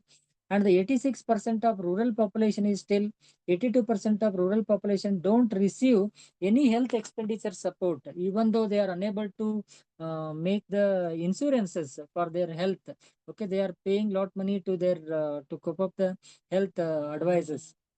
The next one is sustainable cities and communities. That is what nowadays you can see the green corridors, the multiple, what is that, to reduce the utility of the space, the multi-storage buildings. Earlier, if you see, visit any villages, there is no multi-storage buildings, only the single floor buildings you can see. But nowadays, even if you visit the villages, you can see there will be 2 floor, 3 floor, something like that to accommodate the people to utilize the resources. That is the only way out. That you can see in the criteria number 11. Moving to the 12, it is talks about the sustainable consumption and production patterns. Okay, this is consumption is again not only with the food, it is consumption of any resources. Either it may be a fossil fuels, or it may be the electricity, or the natural resources, or the water, or whatever you can, energy, whatever you say, all those comes under the consumption. And how much you are producing. Okay, that also matters. How much you are consuming, how much you are producing, there should be an equal balance. Otherwise, there will going to be an imbalance. You may not be able to sustain that. Coming to the next point, 13, the climatic change. Nowadays, sir, next we are all witnessing this climatic change. Even in October, we are receiving the rains. Even in February, we feel cold. Okay, they are all because of these things. Then what is the way out for this? The only thing is, nowadays the technology in the form of the internet, we are receiving the alarmings. Okay, there will be a rain, there will be a red alert, orange alert, yellow alert, something like that. Because of this, we are receiving. But at the same time, the other day I was listening to the other resource person speech. Even if you reach the 2 degrees centigrade enhancement in the climatic change, it will leading to the lot of problem with the nature. Even reaching 3 is almost a collapse of the life on the earth. This is how we understood. We have to reduce that carbon footprints on our earth. This is what the Internet of Things will. Sir, moving to the next SDG 14, talks about the sir, next slide, conserve the sustainability use of the oceans. Underwater, it talks about there will be 35% of population live along in the coastal lines. They are all dependent. If you kill that, if you uh, create a problem with the underwater, then it will becomes a difficult, or it will create a low economy. You can see the second ones. The second largest producer of the fish is India. Then automatically that economy will going to down because of this. India is ranked as the 12 among the top 20 countries responsible for marine pollutions. A lot, even you have seen our prime minister went to the beach to collect that. Right. This is how our marines are polluted, our rivers are polluted, our water sources are polluted. Our responsibility is to save that. Then coming to the SDG 15, next, sir, it is talking about the life on the earth. It is above the water. Okay, these are again, we all experiencing this. We are all polluting. We are using the plastics. We are using lot many unwanted things on the earth. Coming to the 16, it is peacefulness. Okay, sir, 16th only. 16th, peace, and the 17th is collaboration. These are the 17 goals you can see. Then what is, sir, next slide will move to the, then what is our role as a engineers, as a higher education institutions? A lot of things, sir. See, all this environmental sustainability is applicable to the human beings, because the animals which are living in the forest or living in the nature, they never asked us, they never asked to give the space, or they never asked us not to pollute. Okay, but we people, for our what is that, utility or our greediness, we are polluted everything. That's why we have to correct it again.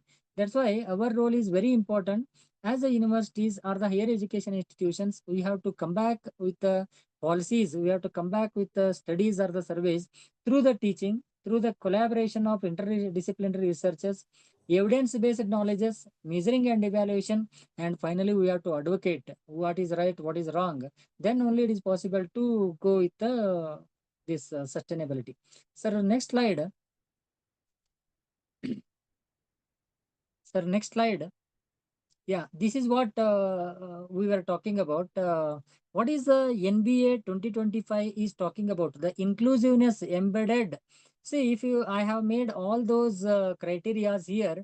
The first criteria was vision, mission, and POs. In the earlier 2015, focused on the institutional goals. We used to say that we want to be number one in this area, or we want to be number one in the technology, we want to be number one in the placement, we want to be number one in academic, something like that we have made. But now the SDG goals are explicitly included and aligned in the NBA 25. Your vision statement or the mission statement should have these SDGs. That is what implied, or that is what made it in the 2025 NBAs.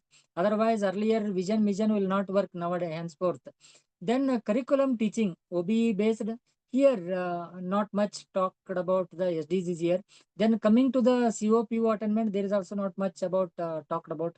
Student performance, if you see, focused on placement and higher studies, but here they are talking about the entrepreneurship, patents, innovation. Broader evaluation scope is given. Then faculty information was count on the qualification and the experience, but nowadays the retention of the faculties, attending of the faculty development, that's how you might have seen why AICT has come up with so many what is that programs, especially this ATAL FDP. They said they have educated so many people through the online. This is also one of the SDG only, continuous development of the focus. Then facilities of the labs. Earlier, lab availability and maintenance was a very focused. Now, the green labs, digital tools, safety for both everybody. Okay, then here the lab should have the sustainability focused infrastructure. You should not use more water, you should not use more current, you should be, your building should be eco-friendly. All those things are compliant here, okay, in this facilities of the lab. Continuous improvement is earlier it was reactive, but it is benchmarked audits. And the first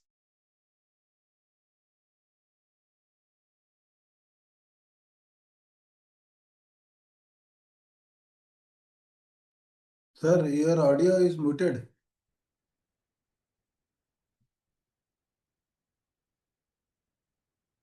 Sorry, I'm not able to hear your audio.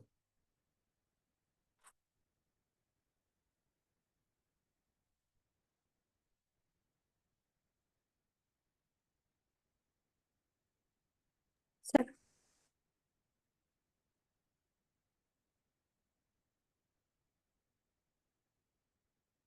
No audio sir, आपका audio नहीं आ रहा.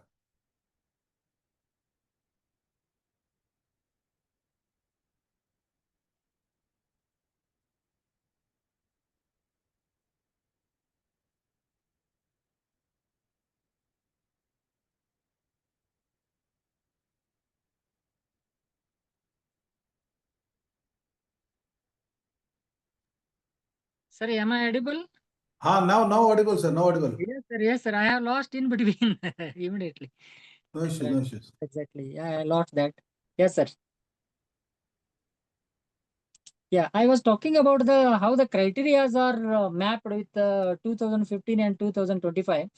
Here you can see that the student support systems, the leadership, governance, financial aid, they are also made compatible as a with a holistic approach. They have made it. The governance and financial inclusiveness is merged with continuous improvement, and budgeting with respect to the SDGs only they have made it. I will come to those points. Yeah, this sir, next slide will give you the exact picture what is required in the NBA 2025 from all the stakeholders. Sir, the next slide. This there, sir. Yes, sir. No, it is not. Yeah. Yes, sir. Yeah, exactly. Here, if you see the major shift here, the criteria is mapped with the PEOs, especially the program education outcomes or SDGs. Criteria 2 was curriculum integration with the sustainability concept. 3 was connected with the course outcomes and assessments. Evaluation of the student involvement in sustainability project. That is what here criteria 4. Criteria 5 and 9 talks about the research startups focusing on clean energy and green technology. These are the two important things they are talking about. 6 and 10 talk about the infrastructure sustainability and the green campus policies. This is how, see, it is not only the just budgeting. They talk about the campus policies also, the budget also. Sir, the next one.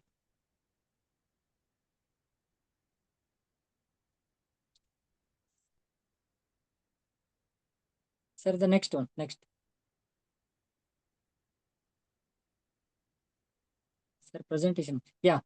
This is a important slide here. We were all talking about there were 100,000 credits.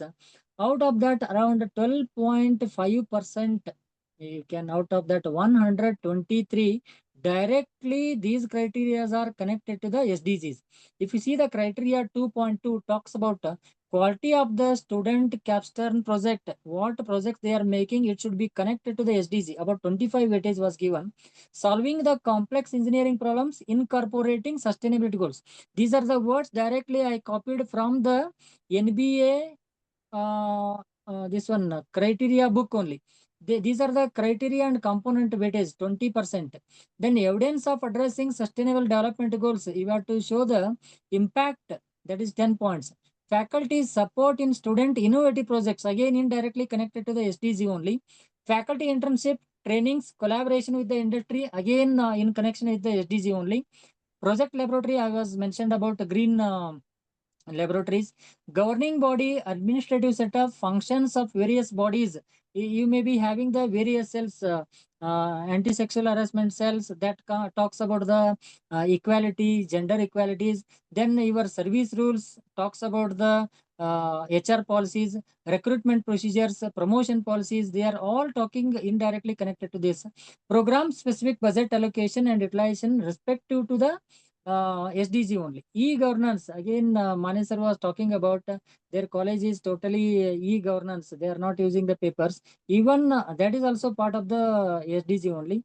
Initiatives and implementation of sustainable goals in the criteria 9.11, they talk about 10 marks. And all the outreach activities should be connected to the SDG only. Like this, you can count 123 points are out of 1,000. They are directly connected to the SDG only. This is how we can say the SDG NBA is interwoven with the SDG only, or they are all embedded in this SDG. Sir, the next one is sir, actually, I was interested to show some initiatives of what we did in our IEMS. We have made the solar power harvesting. We are consuming almost 300 watts at night. Totally zero power utilized from the KPTCL or the Karnataka Power Corporation here. Totally, we are dependent on the solar energy at night. Surface rainwater was incorporated in our institution, and we are zero burning. All the green waste and the dry waste is made as a compost we have made. And every week we are practicing one day as a khadi day. Every Wednesday we wear, all students or faculty wearing the khadi day. And zero plastic campus. If you want to see these initiatives, how we have incorporated, you can visit our iemsbschool.org. At the end, the green campus initiatives, we have made all the videos available in that particular this one. You can see those initiatives. This is how, even though we are not an engineering institute, we have incorporated all engineering SDG activities there. And to the last point, alone we can't do or we can do very little, but together we can do much. With this note, we have to thank Mani sir. Sir, the next slide is, yeah, I think Mane sir can remember. This is a one project Mane sir was guided in 2013. Energy generation by waste oil. It was sponsored by the Karnataka State Council for Science and Technology. See, in long back, way back in 2013, 12 years back only, the SDG was incorporated by us. Mane sir was part of this program. He was a guide for this program. Just I am showing this. I think you can recollect this. This is waste oil is used to generate. It is a waste oil removed from the engines of the bike and the cars that is used to generate the heat that is again used for some other purposes. This was the project. I think Manish sir is already part of this SDGs around 12 years back only. Before 2015 SDG, he did this in 2013 only. Thank you, sir. Yes, sir. Thank you for all the participants for patience listening. In spite of technical glitches, I think manager is able to do this.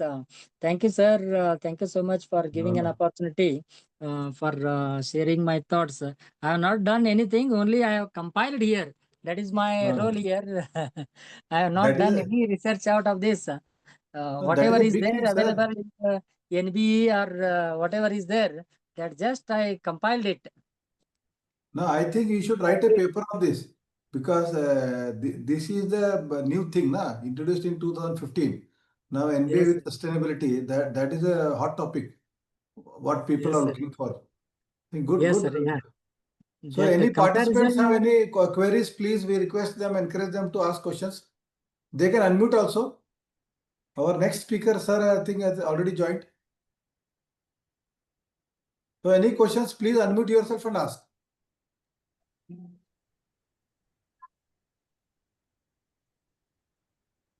Sir, you can stop sharing that. You can stop sharing. Yes. Yes, sir. Yeah, if you have any queries, you please either drop a email or contact me any point of time. Even I am available at any point of time. You can send it. I think thanks to all the participants for patience listening and for your participation, also answering by in between some questions. Thank you. Sir, good evening. Can you just share your email ID again, sir? It was really a nice presentation, clear and crisp. Yes, ma'am. Yes, ma'am. I will share it in the chat box now only. Sure, sir. Thank you. Thank you, ma'am. Thank you. Thank you. Yes, thank you so much, sir, for your enlightening session. And this is a small token. Thank you with gratitude and respect from Dr. D.Y. Patil Pratishthan College of Engineering.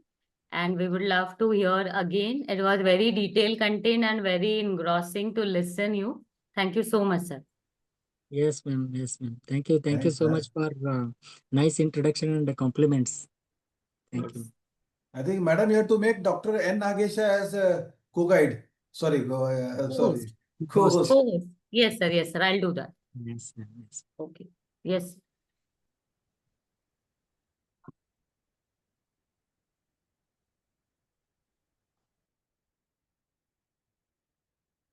Thank you very much, sir.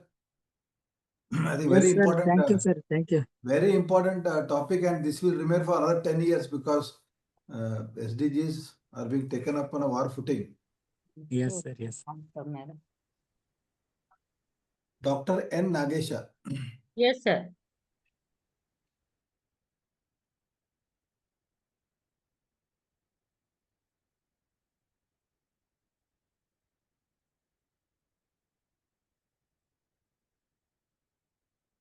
Good evening, sir. Good evening, Dr. Mane. No, sir. Welcome, welcome, sir. So 1 minute, we are giving the credentials to you. Good evening, sir. Good evening, madam.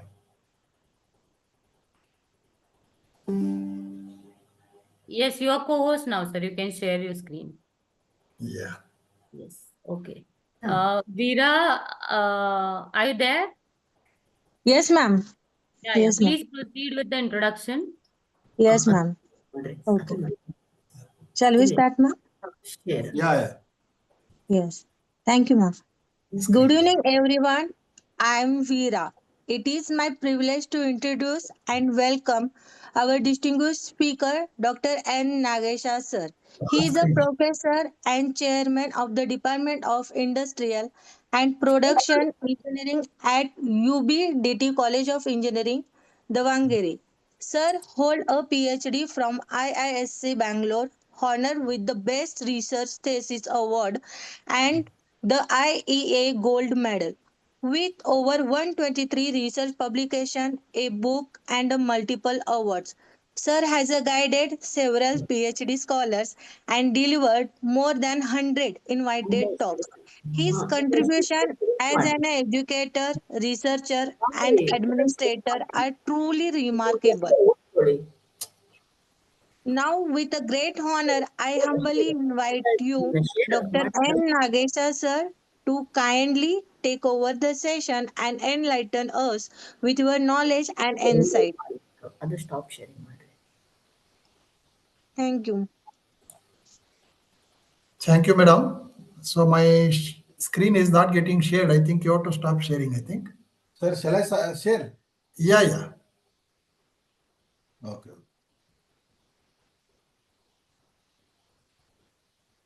But I have my presentation on the desktop, so if I share, I can start. Sir, I think I saw your email probably, right?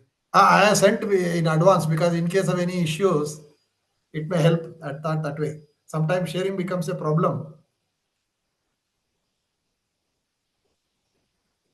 So I'm not stop sharing. Yeah, got it.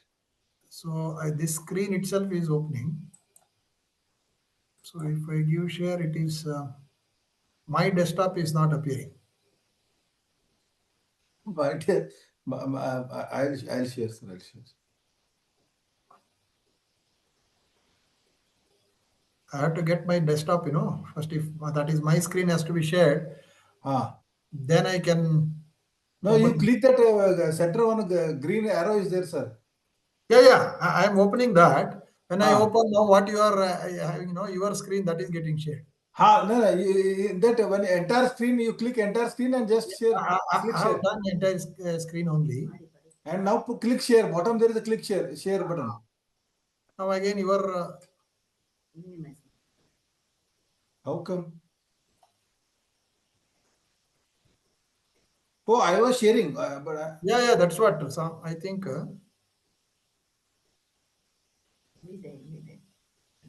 नहीं आपका ही है sir. I stopped sharing, na. Yeah, that's what. No, you can share, sir, now. I think now word bomb. I think your desktop is being shared, sir. Is it shared? But I am not able to see here. No, Zoom दिख रहा है. Please start your PPT. No, you can start your PPT, sir. Yeah. I'll open my PPT then. I think then you will be able to. Yeah, now PPT is visible, sir. You are able to see, no? Yes, sir. Yes. Shall I go ahead now? Yes, sir. Yes, sir. Okay. And I'd like to thank Nagesh, sir. Actually, he's my guide for PhD, and because of him, I'm sitting here. So very grateful to him. I'll request Nagesh sir to start. Good evening to all the participants. I think it's a bit an odd time because it's already 7:45 or so. Hope that I am not troubling all of you. My topic, which is assigned to me, is on sustainable cities and communities. But since my research area happens to be in industrial energy consumption, so first half I will be talking about energy trilemma and the importance of sustainable development and sustainable development goals. And in the second half, possibly I will be discussing about sustainable cities and communities. So the agenda of presentation goes like this. We'll have a brief introduction. I would like to clearly distinguish between economic growth and economic development, and then certain basic definitions. And then what is sustainable development? You may be aware because many of the speakers have already spoken at length about various aspects of this. And then I'll introduce what is energy trilemma. And handling energy trilemma is an important aspect in sustainable development. And I also briefly discuss 17 dimensions of sustainable development goals. And sustainable cities and communities happens to be the 11th dimension. I'll stress a bit on that. And then I'll conclude. So first, let us get into the topic. All of us know we want economic growth, and we always see in the newspapers and all the country is going economically growing, and we talk in terms of economic growth. But what is actually required for a country is not just the economic growth. Along with that, it is economic development. So then, what is the difference? So when you have increase in volume of goods and services, increase in GDP, gross domestic product, gross national product, increase in per capita income, we say that the country is recording an increased economic growth. So increase in per capita income can happen. Suppose if richer become more richer, then also per capita income of the overall country improves. That does not mean that the poor are also getting. So real economic development is equitable distribution of wealth and income, satisfaction of basic human wants, that is food, cloth, and shelter, equal opportunities for all. So any country, we want economic growth, no doubt. Along with that, we would like to record economic development. Then sustainable development also is going to be easy to achieve. So coming to some basic definitions. So I'm audible? Yes, sir. Clearly audible. Okay. So some basic definitions we'll have. We know that sustainable development, UNIDO, defined it in simple terms as a development which meets the needs of the present without compromising future generations to meet their own needs. So it meets the needs of the present. Having said that, we should not exploit it to such an extent that our future generation will not have any resources and requirements for their consumption. So sustainable development is meeting the needs now and also allowing future generations to achieve their own development also. That is sustainable development. The other two important aspects of sustainable development are energy and environment. When we say energy, which is the lifeblood of modern economy, as every human being uses it in one form or the other each day, and energy lies at the core of modern industrial society. Basically, if you go from an engineering perspective, energy is the capacity to work. It may be different. It may be different forms like mechanical energy, electrical, chemical, nuclear, potential energy, kinetic energy, heat, light, and all that. Any work by a body, mind, or machine cannot be performed unless enough energy is available. But having said that, energy as an economic variable excludes human energy and includes all other form of energy. So in economics or in sustainable development, when we say energy, energy is external to the human beings. So environment, as all of us know, it comprises the biosphere, the thin skin on the earth's surface on which we all live, that life exists, and the atmosphere, the geosphere, and all the flora and fauna, that is aquatic fish life and life below the sea. All those things are part of environment. Now, question is, when we talk about sustainable development, there are three important dimensions or pillars of sustainable development. One is the economic dimension, second, the social dimension, and the third is the environmental dimension. In other words, when we say a sustainable development, a development which is economically sustainable, socially sustainable, and environmentally sustainable becomes a sustainable development. When it becomes economically sustainable, any development, when we have a decent profit, the company or the entity grows further, so we say that it is economically viable. So economic development, economic sustainable dimension is achieved there. Similarly, the operations of the company or the entity has to be socially sustainable. When it will be socially sustainable? When the entity or the organization reduces the gap between the haves and have-nots, then social dimension is achieved in a better way, that becomes sustainable. Suppose any business or any entity which creates larger gap, already gap exists between the haves and have-nots, if it is increased, then social sustainability is endangered. Then coming to the environmental sustainability. So when we use any entity, organization, anything, when we are indulging in production or activities, business activities, suppose if we endanger the environmental aspects, we make the environmental capacity to cross. That is, whatever is the limitation beyond that, if we cross, then environmental sustainability is challenged. So when we say sustainable development, all the three pillars, these dimensions have to be kept in mind and ensure that social sustainability, economic sustainability, and environmental sustainability is achieved simultaneously, not in bits and pieces. It has to be simultaneous.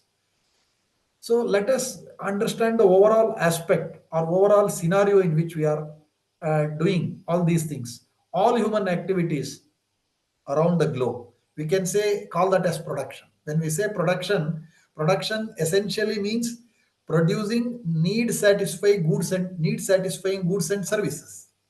So need-satisfying goods and services are called products. In other words, production is producing products using natural resources and energy. When the goods are having tangible dimension, they become product. If they are intangible, they become services. A doctor's profession is a service, a teacher, a lawyer, all these are professions. They are indulging in services. And a physical product is produced by a company, a software is produced by a company, they are also producing. Now, entire human activity around the globe is just a production in that sense. So, this production is carried out, as I said, by resource system and raw energy resources and raw material resources. Both of them are used. So, this is to be consumed by the society. Society, in terms, pays for it. It pays rupees for goods and services it gets, and it has to, the production has to use labor and capital, for which the production will pay the rupees, that is currency. So overall, this energy environment system in the process of production, when raw material resources are used and energy resources are used, some material wastage and degraded energy to the environment happens.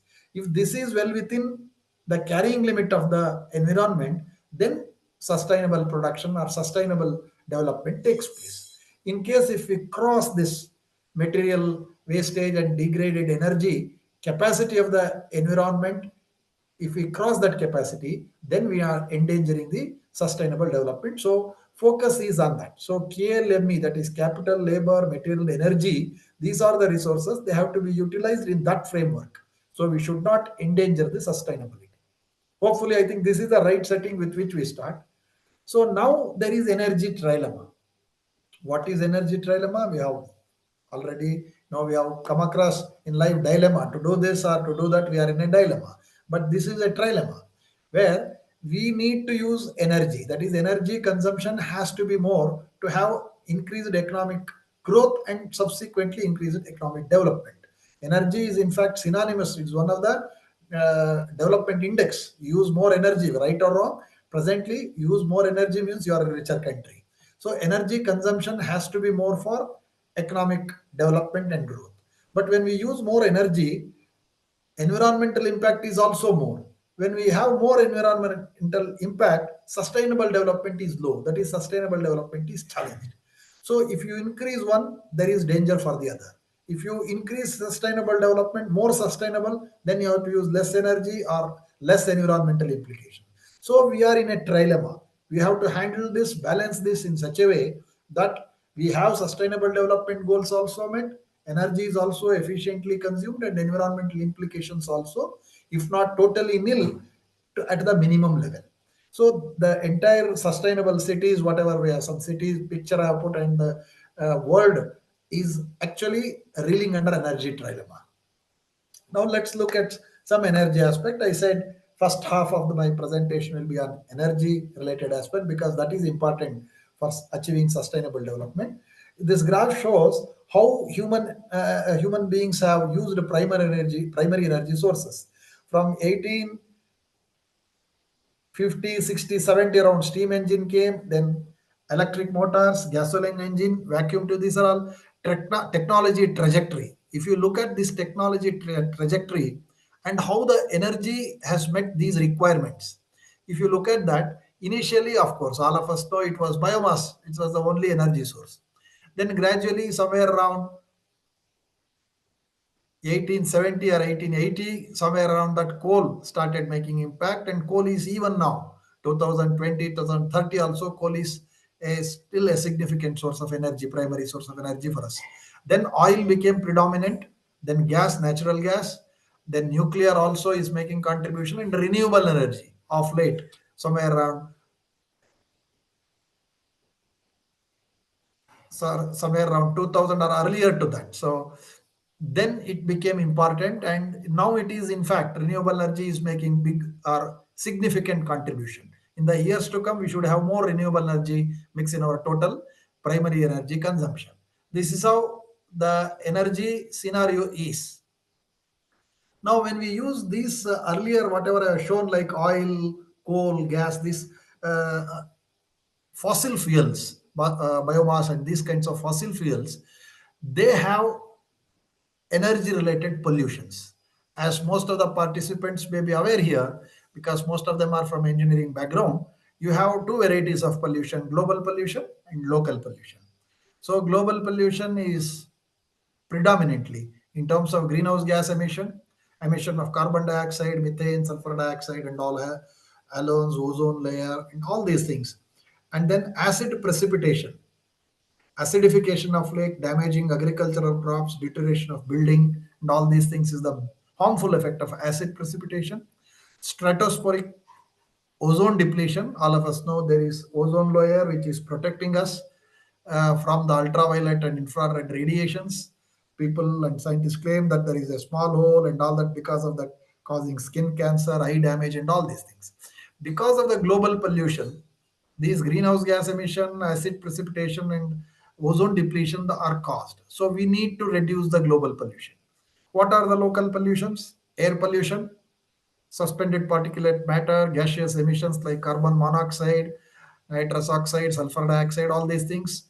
Water pollution, industries, leave effluents to rivers, lakes, and all that. All of us, all those who are, living nearby industries, they are much well aware of what kind of pollutions water pollution can really cause, what kind of effects it can cause.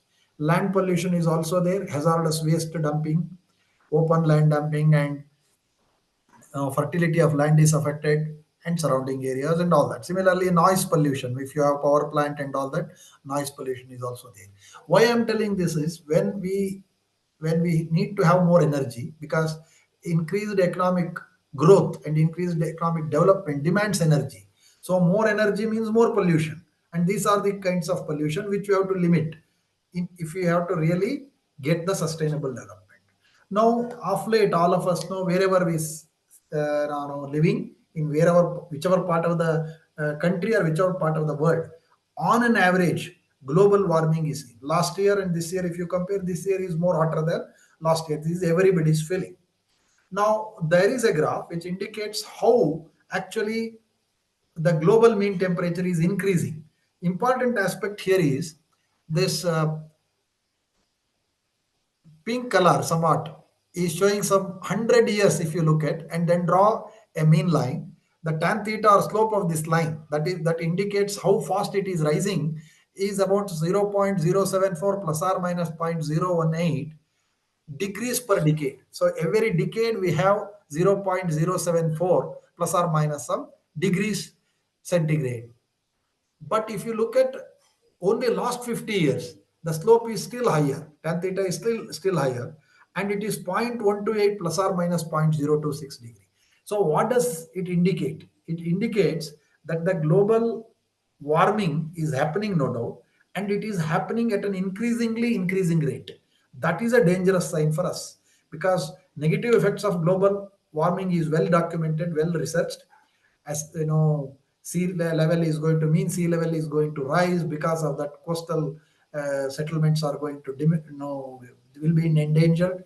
And there are lots of difficulties associated with. So global warming you have to limit. So to limit that, this global mean temperature rise has to be stopped, or if not stopped, at least reduced and limited. Now, these are some of the effects of energy generation, and then bad effects of pollution and all that. Now, how we handle this trilemma? I told you energy trilemma exists. We need to use more energy for ensuring economic development and growth, and more energy means more negative environmental implications and more pollution. So we are in a trilemma. So how to minimize this? How to come out of this energy trilemma? So there are two options. One is supply side option and other is demand side option. This supply side option is generation one. Now, clean energy technology, renewable energy technology, these are some of the things at the supply side where energy is supplied, they can concentrate. Now, the utility companies and all that, they are related with this. Fuel switching options, clean to dirty fuel, clean versus dirty fuel. Dirty fuel is replaced with clean fuel, and then clean versus fossil fuel. Wherever possible, fossil fuel is to be replaced with clean fuel. These are options for supply side. And Bescom or our utility companies in Karnataka, they are also doing. So solar power plant they have installed in Pavgada in Tumkur. It's largest in second in Asia. So companies, generating companies, electricity supply companies, they are also aware. They have to limit the pollution effect. That is why they are also going green and doing these, are getting into these options. Some of the pictures show application of renewable energy, how CNG gas here, and then solar energy, and then these are application of renewable energy, solar panels, how it is installed, all of us know. And these are some, of course, of academic interest, like renewable energy through tidal means and all that. Is they cannot produce huge amount of energy, but wherever possible they can also reduce the load. And solar panels, of late solar panels are used everywhere in the agricultural field. They are used, and along with hybrid, even wind energy is assuming significance, especially where wind velocity is more. I live in a city called Davangere in central part of Karnataka. Here we have Chitradurga, and in Davangere district, wind velocity is quite good, and we have wind turbines also installed. Wind energy is there, and then solar energy is also there. So offshore and onshore, both varieties of uh, wind energy, wind turbines also are applicable and getting used also. These are some of the supply side options. Now demand side options, like we the users, we consume energy, and what we can do from our side. So from our side, and efficient end use technology. So you have star labeling. We use many gadgets of late, many energy driven gadgets. So energy efficient gadgets, if you use, will be doing an iota of service to the entire country or to the entire world, say to say. So then innovative pricing mechanism, that is changing demand pattern. No, normally during the evening night, lot of demand is there, and can we change some of the working of the companies, and it's on to especially the softwares and all, so that we can have demand pattern for energy, can it be changed? Time bound tariffs, these are some of the sites we can, companies can decide, and they can change their demand pattern, they can change for the utility. Then energy conservation and efficiency improvement. So we need to conserve energy wherever possible. No unnecessarily switching on the fan or light, those things which are, I think people from productivity council and all, they were speaking. I think energy conservation, they must have spoken, and efficiency improvement also wherever possible we need to do. And then increase carbon retained in biomass. So we have to go for preventing deforestation. Then we have to go for reforestation also where there is no forest, and afforestation. New areas we have to bring in and increase the carbon retained in the biomass. These are some of the measures from our side, that is user side, so that we can help in coming out of the energy trilemma. Now, having understood what is energy trilemma, what are its dangers, and how we can, the utility side and also from our user side, consumer side, how we can help it out to come out of the energy trilemma. Now we will get into sustainable development and sustainable development goals, which is what is assigned to me. So, sustainable development we have already defined, a development which meets the needs of the present without compromising future generations to meet their own needs. In other words, we are keeping our future generations also in mind. It is not that I am living, I should have all the facilities, I should have good economic condition. Whoever comes next, let them do whatever they want to do. No, not like that. I have to save, conserve. I should see that my future generations also are having the resources. That is the concept of sustainable development. So some 17 dimensions are identified. I think in this particular workshop in FDP, I think various people are covering, I think, most of these dimensions, as I could see in your scheduled timetable. Many of these topics were touched upon by different experts in the field. So eliminating poverty, erase hunger, establish good health and well-being, provide quality education. Previous speaker was talking about NBA and all this is providing quality education, that is dimension 4.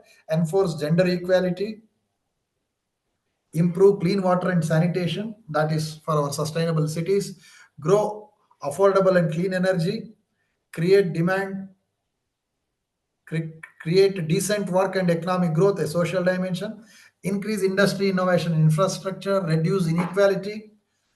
And the topic assigned to me, that is mobilize sustainable cities and communities. I will speak much On that, I don't have much research work on that because my basic research is on industrial energy consumption, and Mane worked on transportation. So various forms of energy in industry, transportation, residence. This is my area of work. But at some MTech level, I have some projects related to sustainable cities because Davangere happens to be a smart city. I'll come to that later. So influence responsible consumption and production, organize climate action, develop life below water, that is aquatic life, and then advance life on land, guarantee peace, justice, and strong institutions, and finally build partnership for all these 16 goals. So I think almost it is a comprehensive list. If we have, if we do all these things, sustainable development will definitely be ensured. But as I repeat, three pillars of sustainable development are economic, social, and environmental. That's what we discuss in energy trilemma also. A development which is socially sustainable, economically sustainable, and environmentally sustainable is nothing but a sustainable development. So these 17 sustainable development goals, they have been, whatever I have listed, that is given in different form here. But if you look at this particular slide, here you can see that these sustainable development goals, 17 goals, they have been grouped into three pillars of sustainable development. That is social, economic, and environmental. So sustainable development goal number 1, 2, 3, 4, 5, 6, 7, 11, and 16. 11 is our sustainable cities. All these comes under social dimension. So socially sustainable development has to be achieved, then these goals must be concentrated. Economic 8, 9, and 10 comes under economic dimension, and environmental dimension 12, 13, 14, and 15. 17 is of course building partnership to achieve all these three social, economic, and environmental goals. So now let us come into the topic which is assigned to me, that is sustainable development 11th goal, SDG 11th. The main objective here is make cities and human settlements inclusive, safe, resilient, and sustainable. Of course, these things, jargons easily said than done. Cities have to be, human settlements have to be inclusive, safe also, resilient, and sustainable also. Final goal is sustainable. That is the objective. Now, why this is important? Why sustainable development goal? All goals are important, no doubt. I am stressing on 11th goal, which is sustainable cities and communities. Why it is important? I have some statistics to impress upon you that it is important. First one is 70% of the world will live in cities by 2050. We are in 2025. Another 25 years, almost 70% of the world population lives in cities. So countryside, village side, their population is going to be very nominal. And these cities generate 70% of the greenhouse gases, but occupy only 2% of the land. You can see how dense the distribution is. That is, maximum greenhouse gases are generated and spread in this 2% of the land. That is where most of the 70% of the life exists. So it is going to be a lopsided, it is heavily imbalanced. So the rural side and countryside will have 98% of the area, but only contributing to 30% of the greenhouse gas. So this is where we have to concentrate. Now, then what is a sustainable city? A sustainable city, as I already said, socially, environmentally, and economically. Enhances economic, social, and environmental well-being. If it is done in a city, then it is sustainable city. Efficient use of energy, water, and materials. I was talking about in the first or second slide overall production system, where water, material, energy, water is obtained, material is obtained from the earth only, and energy is also obtained there. So there is a carrying capacity beyond which we cannot degrade this water or material or energy and leave it to environment. So carrying capacity is crossed, sustainable development is challenged. So equitable access to housing, transport, jobs, and public places. In the first slide, I said economic development, economic growth. Economic growth will not ensure this. Equitable access to housing. That is only economic development which does. Economic growth is there. Top 10, 15, 20 rich people are there in a country. That country may have per capita income high, but that does not mean that it is economically growth is there. Economic growth is there, economic development is not ensured because equitable distribution is not there. So for sustainable development, equitable access to housing, transportation, jobs, as well as public places has to be there. Am I audible? Yes, sir. Yeah. Is it making sense? No? No, great. Okay. So then let us come to pillars of sustainability. 3 pillars I already talked about. Economic vitality. Economic vitality means green jobs, clean technology, innovation. These 3 dimensions. And environmental, economic, environmental, and social. We keep on stressing these 3 dimensions in every aspect of sustainability. So all the sustainable development goals are also concentrating on these 3 dimensions only. Environmental protection, how it is possible through waste reduction, and then developing green infrastructure. Social cohesion, affordable housing, inclusivity, participatory planning. So India is a large country with 145 crore people. No, affordable housing is still, it's a challenge. So for a country like ours, all these things are very important. Sustainable development challenges are very high in a country like ours. Now, key features of sustainable cities. What are the key features? In a sustainable city, we will have mixed urban planning. That is, public transport is also there. People also have walkability. Now, of late, we all have become lazy. We don't walk only maybe for physical, and then for our yoga or walking is only for maintaining your physical time. But if your office or your workplace is near, if you go by walking, you can also reduce the economic burden, and also you can really contribute. So what is important is in mixed urban planning, walkability and public transport.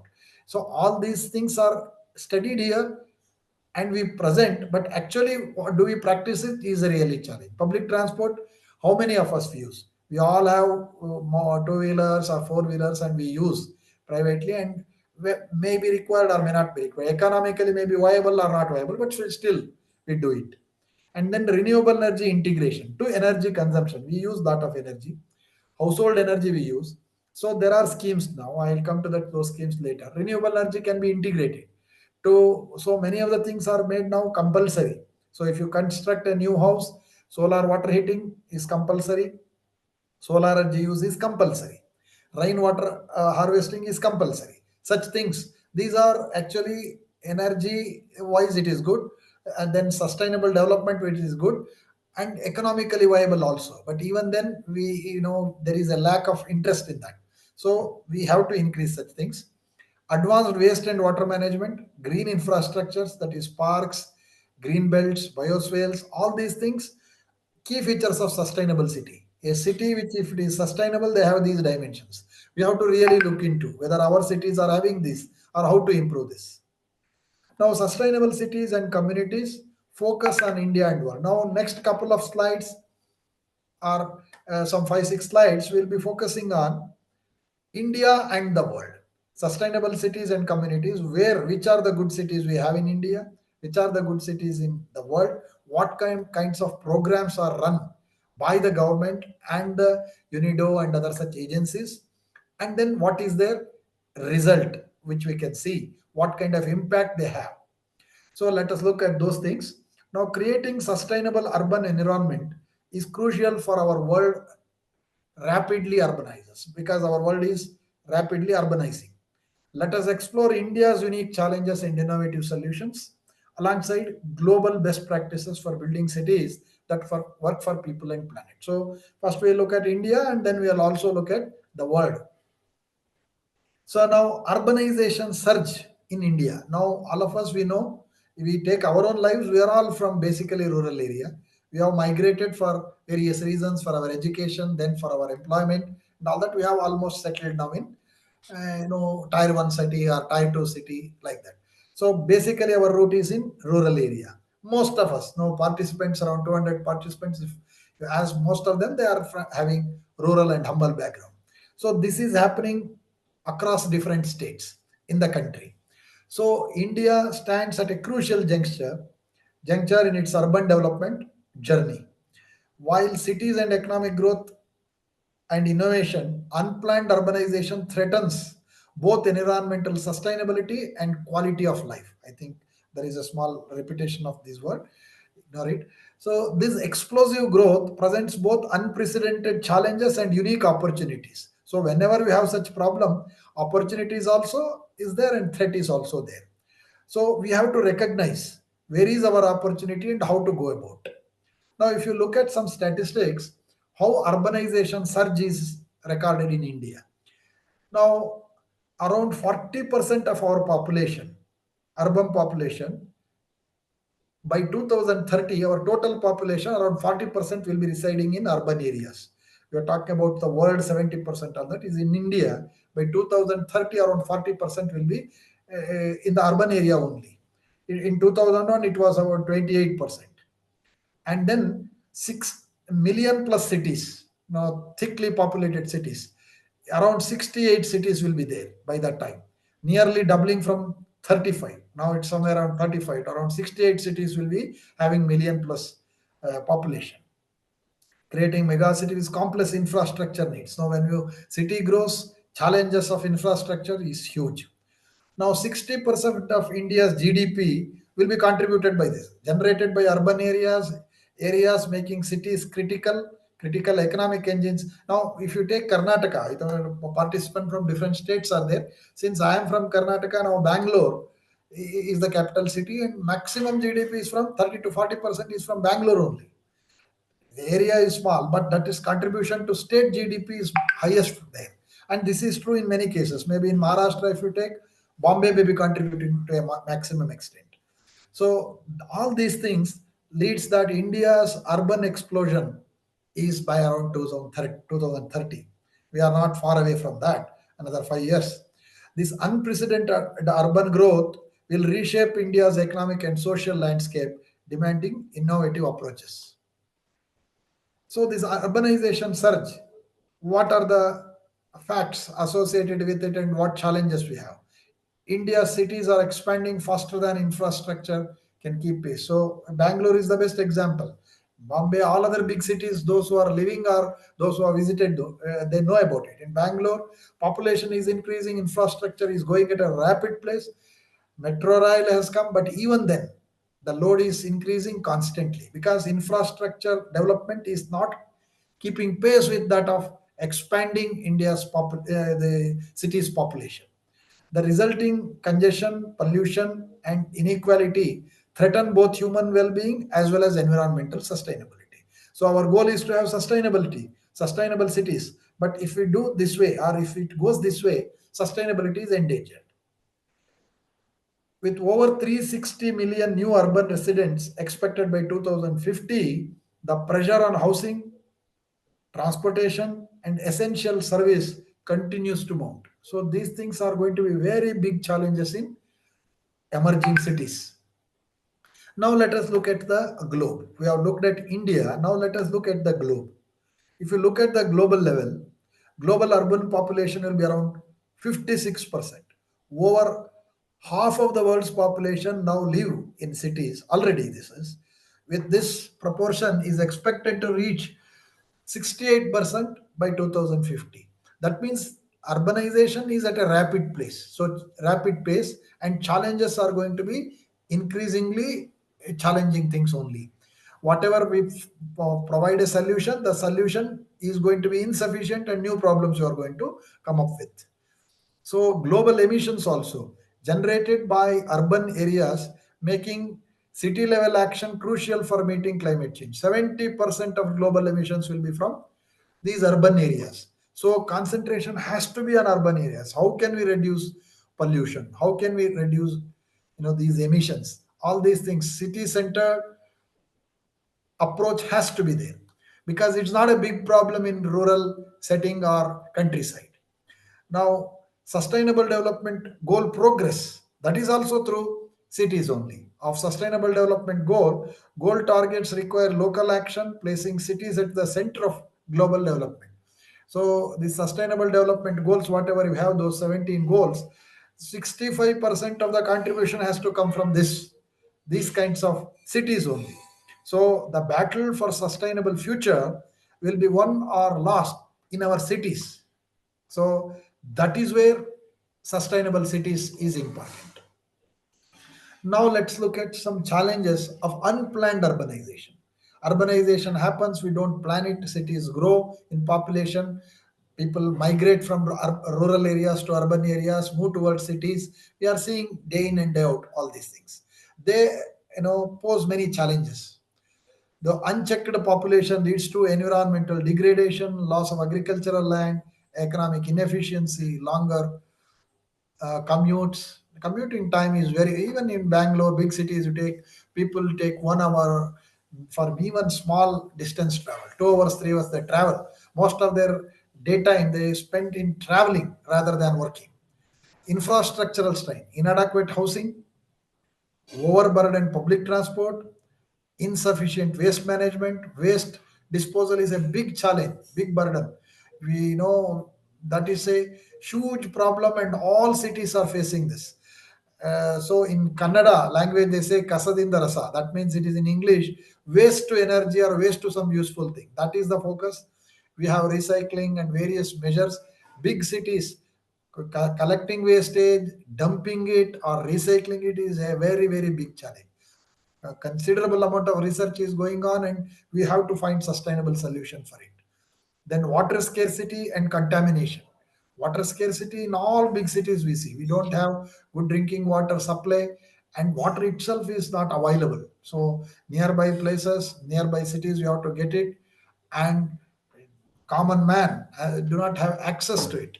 And because of that, contaminated water we get, it leads to disease and other things. So one leads to that, leads to the other problem. It is chain of problem related to, starting with the water supply issue. Then governance barriers. We have fragmented urban authority. Urban authorities now, if you look at Bangalore, Brahat Bangalore Nagarapalike was there. Now that is getting again divided. Whether should it be centralized or should it be decentralized? How to control? How to see that things are getting implemented, projects are getting implemented, and people ultimately, get the facilities. So for that, governance barriers, fragmented urban authority, limited municipal resources, low environmental awareness among people, skill gaps in urban planning. All these things must be seriously looked into. These interconnected challenges require holistic solution and address social and economic and other issues. So holistic perspective, not a piecemeal approach, because it is from overall perspective, social, economic, and environment. Now, India's, I was talking about the challenges and all. Now, let's look at, is that we should not paint, such a thing that, everything is challenge. People are also working, solutions are also devised, getting implemented. There are some positive signs also. Despite significant obstacles, India is implementing ambitious programs to transform its urban landscape. Government initiatives, international partnerships, and grassroots innovations are creating pathways to more sustainable cities. These efforts provide valuable models that can adopt and scaled across India's diverse and urban context. So that is the thing. Like India has got many programs. We'll have a few programs, and I'm not an expert in all these programs. I got it from literature. These are the programs running. But smart city mission, I'll talk about a bit, because in Davangere, the city where I live, smart city mission is around 100 cities. You may be aware. Most of you are aware. 100 cities worth 48,000 crores funding to develop core infrastructure and enhance quality of life through smart solutions. Smart city mission was started somewhere in 2015. Now in the state of Karnataka, Belgaum city and Davangere city, these are the two cities, tier 2 cities. They were selected for smart city mission in the first phase. Of course, later on now Bangalore, Shimoga, and many other cities are also included. So in Davangere, smart city project is implemented, and it's implemented well. Many awards are also there. So in our college we have an R&D center set up under smart city. I was dean infrastructure in the college, so I had the opportunity of interacting and writing the proposal for smart city project, R&D lab set up in our institution. It's a 4.5 crore project successfully implemented. In the city of Davangere, of course, lake renovation project was there, Kundwada Lake, that is renovated.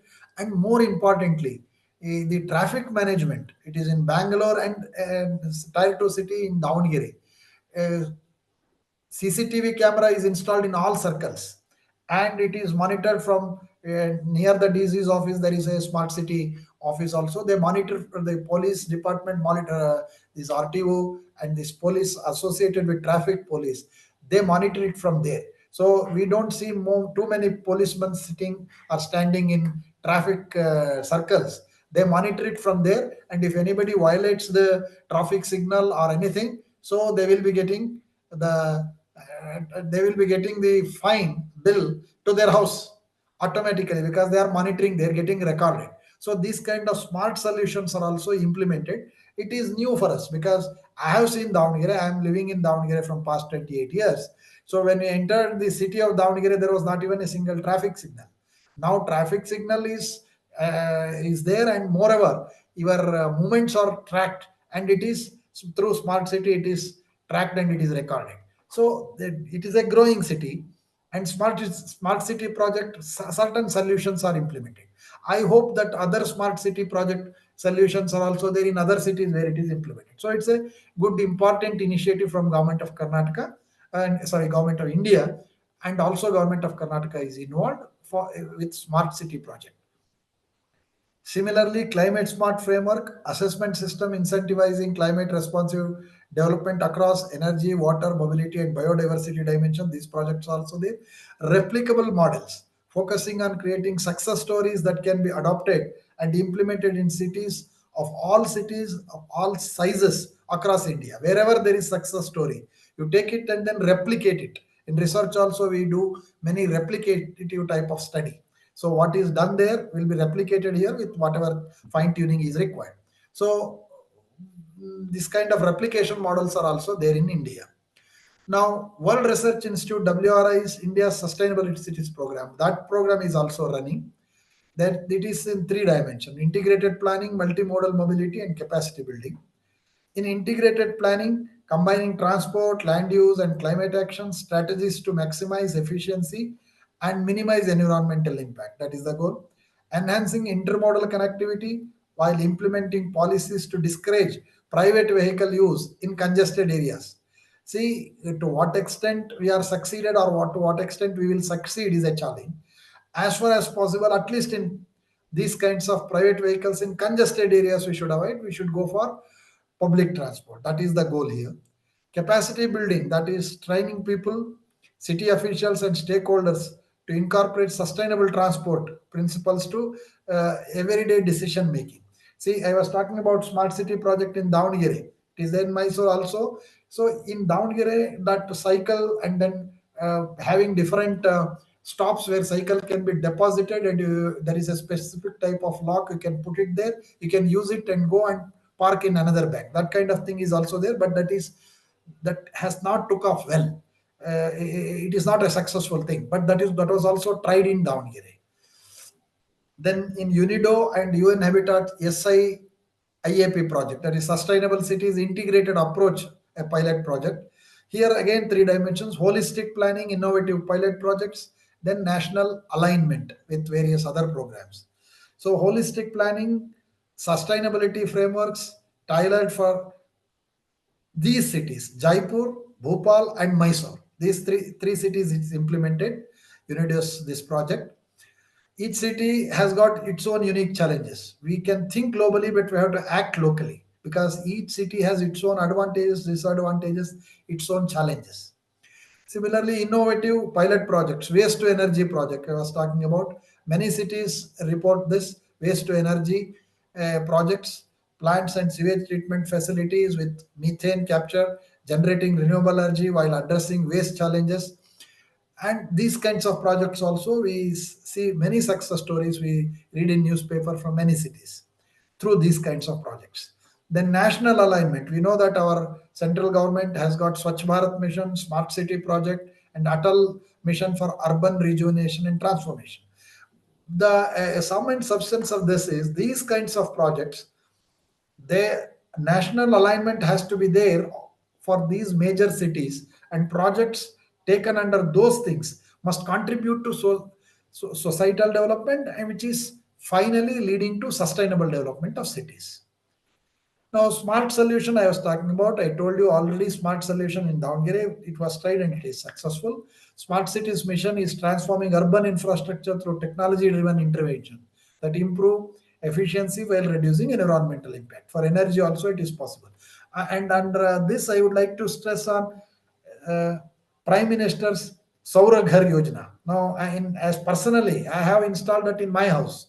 Sauragar Yojana, 3 kilowatt is my rating. So I have already installed it, is almost 1 year. And my electricity bill is zero. Many times I get from Bescom, from the utility to me, and of late, because of a little bit of rainy and cloudy season, I am paying hardly 70 rupees, 80 rupees, and all that. This kind of projects, Saura Ghar Yojana, is there and many people are implementing it. If it is implemented in cities, it is going to be environmental friendly. We will be saving on electrical bills, and also will be, serving the nation within our own small way. Renewable energy adoption in urban areas has grown by 37% since 2015. All these are success stories. Now, earlier solar panels, they were very costly and people were not investing on that. Now solar panels, even utility companies, as I said, our Karnataka Electricity Board, that is Vescom, these divisions, in for power generation itself, they are using in Pavagada.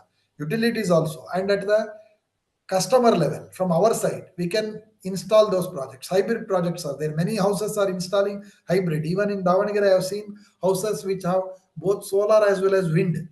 Hybrid kind of installations are also there. All these things are small initiatives, small contribution by individuals. But if it is done at a larger scale by every individual, we can really contribute towards sustainable development and sustainable development of cities. Okay. Next, coming to India's top green cities, which are leading by example. Am I audible? Yes, sir, you are audible. Okay. Because I should not go on continuing, and if it is not received by the participants. Okay. Now, 3 cities are examples here. India's top green cities: Mysore, Chandigarh, and Bangalore. Incidentally, Mysore is where I am educated, and Bangalore is also where I did my PhD. 2 cities I have seen. Chandigarh I have visited once. So, not that there are other cities, the other cities are also there. They are also doing good. These are by leading by example in some dimension. Now, Mysore, if you look at 50% of the reduction in transportation sector emission through comprehensive green city initiative, electric bus fleet, cycle sharing program, pedestrian friendly zones. Mysore, I have seen, it's a old city, historical city.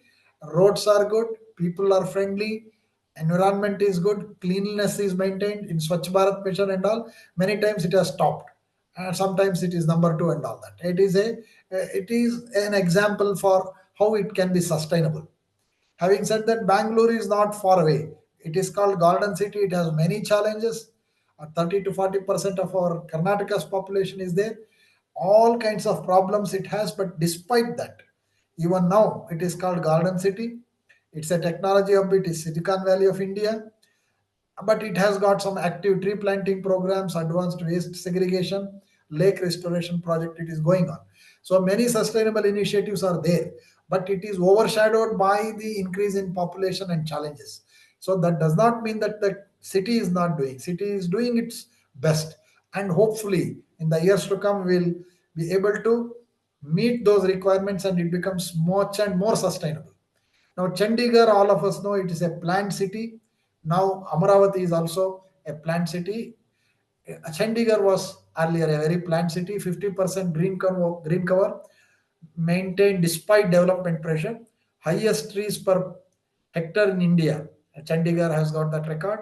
Stringent preservation policies, urban forest corridor. I have visited Chandigarh once.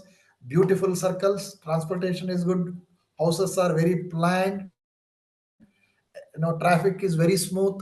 Many of the issues, problems associated with modern cities challenges, most of them are absent there. So it is really an example for how the cities can be sustainable. So these pioneering cities demonstrate that sustainable urban development is not only possible in the Indian context, but can thrive when backed by political will and community engagement. So I'll come to this later. Political will has to be there, community engagement is very, very important. Government has to be there, government has to support, and people have to participate. If people do not take this forward, no sustainable initiative in any city cannot go further. Now, global cities, let's have a brief look on global cities. Global level also, many cities are doing wonderfully well in terms of sustainable development. Cities worldwide are implementing innovative solutions to similar urban challenges. Sorry for that repetition. These global examples offer valuable insights that can be adopted to India's context also. International collaboration enables sharing of best practices and technologies across borders, because what is implemented in the other country we can think of replicating here. Of course our conditions could be different, but wherever possible, whatever possible we can do. Now in that sense, this is Global Environmental Facility, GEF. They have a sustainable cities program. They have implemented in 90 plus cities around the world. Around 34 countries around the world they have implemented 90 plus cities, and around $480 million are invested as direct grant in this project. So what is the notable success? Not that all projects are successful totally. Always projects will have success rate depending on participation by people and the solution offered and problems at hand. So this is Recife, that is Brazil's capital, innovator water cleaning gardens. That kind of concept picture is shown here. It has picked up very well there.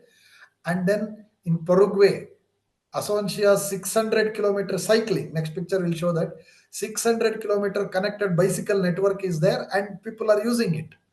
And then in Kigali, that is in Rwanda, urban wetland restoration program is very, very successful.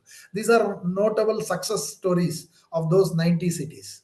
So the Global Environmental Facility Program demonstrates how targeted international support can catalyze and integrated urban planning can be, this low carbon emission can be achieved. So at the national level, we have spoken about some programs, success stories, and that is happening at the international level also. This is the Asuncia's cycle project. Investment in cycling infrastructure deliver multiple benefits: improved public health, reduced emissions, decreased congestion, and enhanced quality of life. So all of us, we know we have cycled, it is good, but of late we are not doing it. So this project which was implemented there has increased cycling trips by 63% while reducing transport related carbon emission by 42,000 tons annually in that particular city. So we need to do this in cities, because in the years to come, if we keep on adding our vehicular traffic like this, we have made a mess out of this. In Bangalore and all, we see everybody has two-wheelers, two-wheeler population is highest. Everybody has four-wheelers, one or two. There is no parking place. So all these things, even to just say commute, say 4 or 5 kilometers in a car, you take more time than walking. So finally it is easy to walk or cycle. So that kind of a situation, traffic congestion is leading to, because we are not looking totally as a sustainable development, or we are not solving the problem from a holistic perspective. We want to have comfort, we have car, we use it. Only one person may be driving the car. How much of space he utilizes is really going to be questionable in future. So all these things looks very maybe trivial, but of late it is not trivial. In the times to come, these are going to be really the challenges. It is not that you have a car. If you have a car, you have to have so much of space you need to buy or something like that, because many people do not have parking place for the cars. If you park them on roads, then there is no place to drive. So these are real issues we are facing day by day or day to day, and we are not focusing enough attention on it. So similarly, World Resource Institute Ross Center for Sustainable Cities is another project. There, the three dimensions: global leadership, shaping cities that work for people, nature, and climate through research-backed initiatives in around 175 plus cities across 60 countries, this project. Then comprehensible programs advancing equitable, resilient transportation and urban development through policy reform, technical assistance, and capacity building. Measurable impact we have seen in Beijing, that is low carbon emission in China. Low carbon zone implemented with WRI support saves 43 lives, $37 million annually in the health costs and productivity gains. So we see day in and out in newspapers, Delhi congestion is there, CNG versus pollution level has increased. From the Punjab, that during agricultural period now that burning takes place or pollution is high. All these things leading to health related bad effects. All these things need a holistic look, whether it is from health point of view, transportation point of view, or housing point of view, or economic point of view.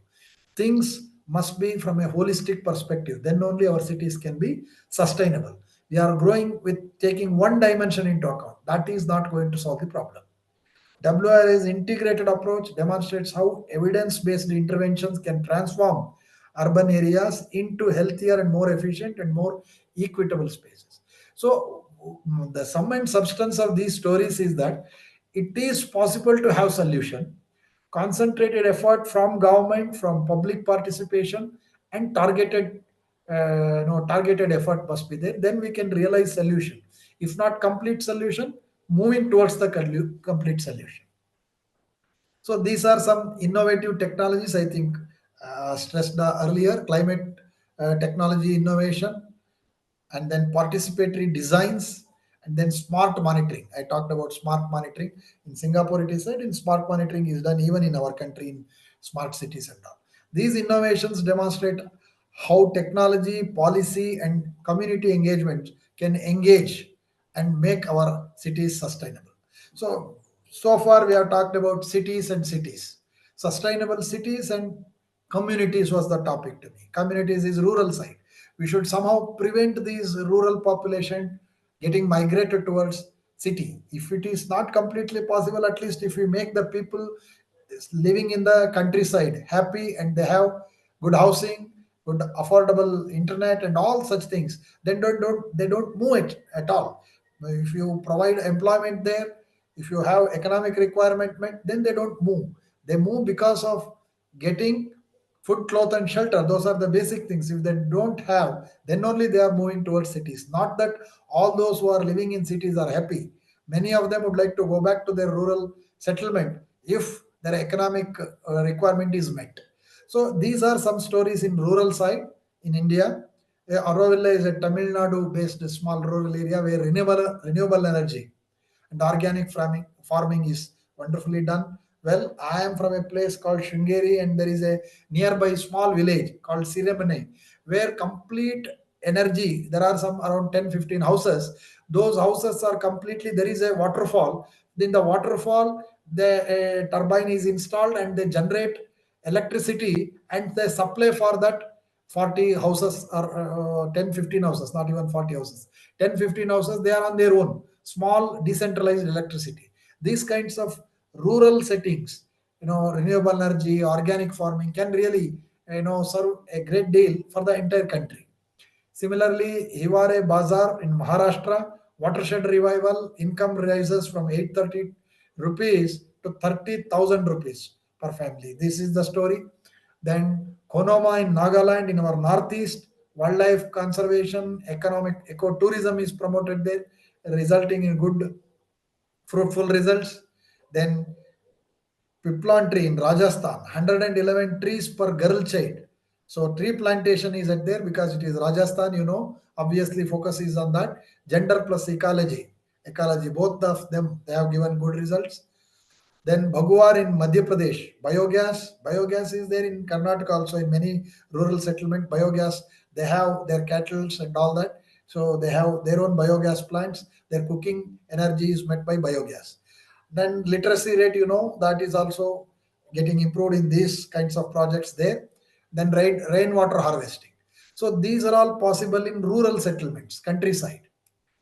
So similarly, ethical tourism in Himalaya, Binsar, and empower locals and preserve culture, their own culture. If you preserve, reduce urban migration. So all these things, if you do implement successfully, then people in the rural settlement, rural areas, countryside, they don't really move to urban centers. So this migration also indirectly we can stop and give them a very good life, and sustainable development will definitely improve. I am coming almost towards the end.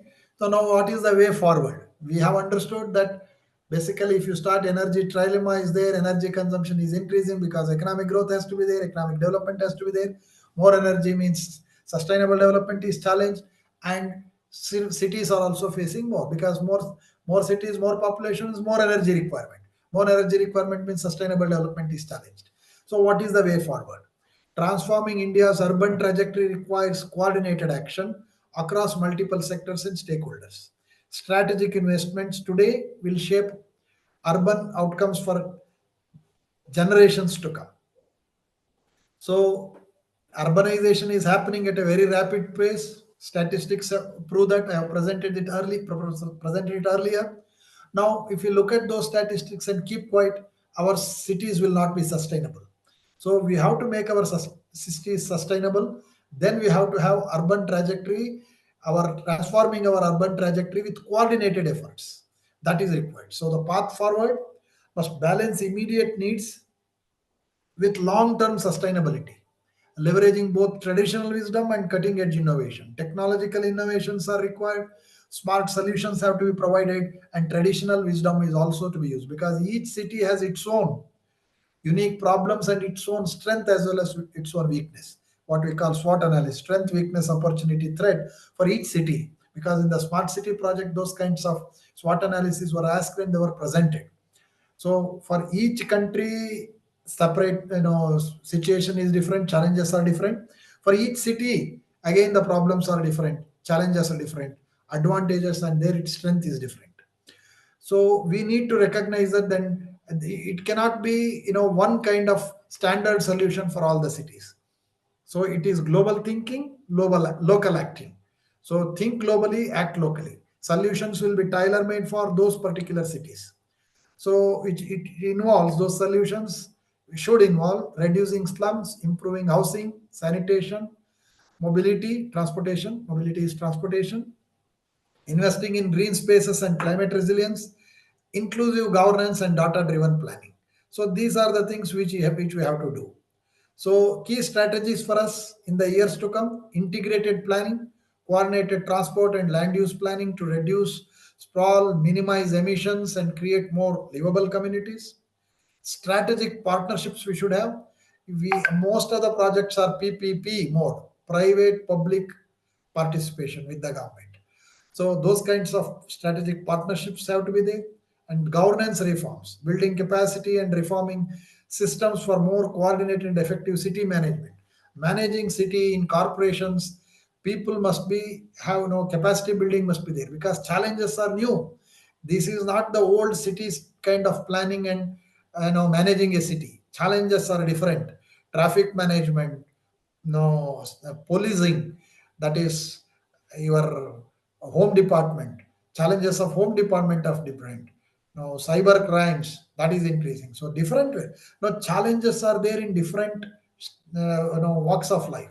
So smart cities must look at all these perspectives, and we should have capacity building at those institutions also. Though managing institutions, there must be sufficient capacity. For conventional police stations and cyber police stations, they are totally different. So people who are well versed with computers, computer literacy is a must. Regular policemen may not have that. So that is a different challenge there in law and order. So likewise in cities which are growing in population, challenges are coming from different areas. So vision ahead, what we can do in future. Sustainable cities are a shared responsibility. So all cities which we want to make it sustainable, it's a shared responsibility. It is everybody's job. So often we say that everybody's job is nobody's job. That should not happen. It is everybody's job. Government has to be there, people participation, managing the institution, government institutions, academic institutions, everybody should participate. collaboration among government, industry, academia, and citizens. This is definitely required. If these things, participation is not there, we will not have sustainable cities at all. Vision should be creating cities that our future generation will be proud of. Our goal should be to create cities that our future generations must be proud of. I started with saying that a sustainable development is a development which meets the needs of the present without compromising future generations to meet their own needs. So, future generations not only meeting the requirement, they must be proud of. That kind of cities we should develop. That should be our vision. So, having said all these things, what you and me can do it. So, all these things are fine. No, projects are fine, things are happening. What we can do as an individual, you and me, the participants, you and me, what we can do? We can practice sustainable living in our day to day life. How much of recycling thing we do, how much of energy we waste, how much of energy we conserve. It could be in energy, it could be in water, any so to the extent possible, we have to practice sustainable living. Small contributions from individuals will make it big. Everybody thinks that I am a small one, I am micro, what I can do, I cannot contribute, then it will not happen. Each individual at his own or her own level have to practice sustainable living. Participation in local planning and green initiatives. What are all the green initiatives taken by the local administration and all that? We should actively participate, we should promote, and we should try to contribute for local planning and green initiatives. Then advocate for inclusive and resilient infrastructure. Infrastructure, we should not become a burden. We should try to improve infrastructure and contribute towards that. And we should not become a burden for that. Then embrace digital and community-led solutions. Many digital solutions are there. Many digital currency, all these things, of course, most of us we are doing it already. And community-led solution, we should participate.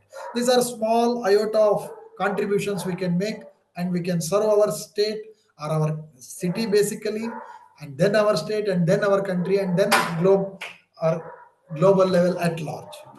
So to conclude, what I have spoken for last almost an hour, India's rapid urbanization presents both enormous challenge and unprecedented opportunity for sustainable innovation. Success requires balancing immediate development needs with long-term environmental sustainability. Global partnership combined with local leadership and traditional wisdom are key to create resilient, equitable, and urban future. So this is what we can conclude based on the presentation. So finally, I would like to say together we can transform our cities into engines of prosperity, health, and climate. The word together is very important. It is not one man show. Every one of us, each one of us, we are living in cities must contribute for sustainable development of cities. So who are the stakeholders? Engineers and designers, philosophers, social scientists, policymakers, consumers, and citizens at large. All of us, we have to huddle in a cricket match. No, we have seen huddling 11 players. They huddle and then they make some decision and try to implement. Same way it must happen at the sustainable city level also to make the cities sustainable. So that's all. Thank you very much. I think I have taken 1 hour 15 minutes or so. To what extent I have reached to the audience, I don't know. So that can only be realized by some questions. I don't know, it's late in the evening. How many of you are really present? How many of No, sir. Wonderful comments, sir. People are written wonderful session, sir. It is the need of the hour.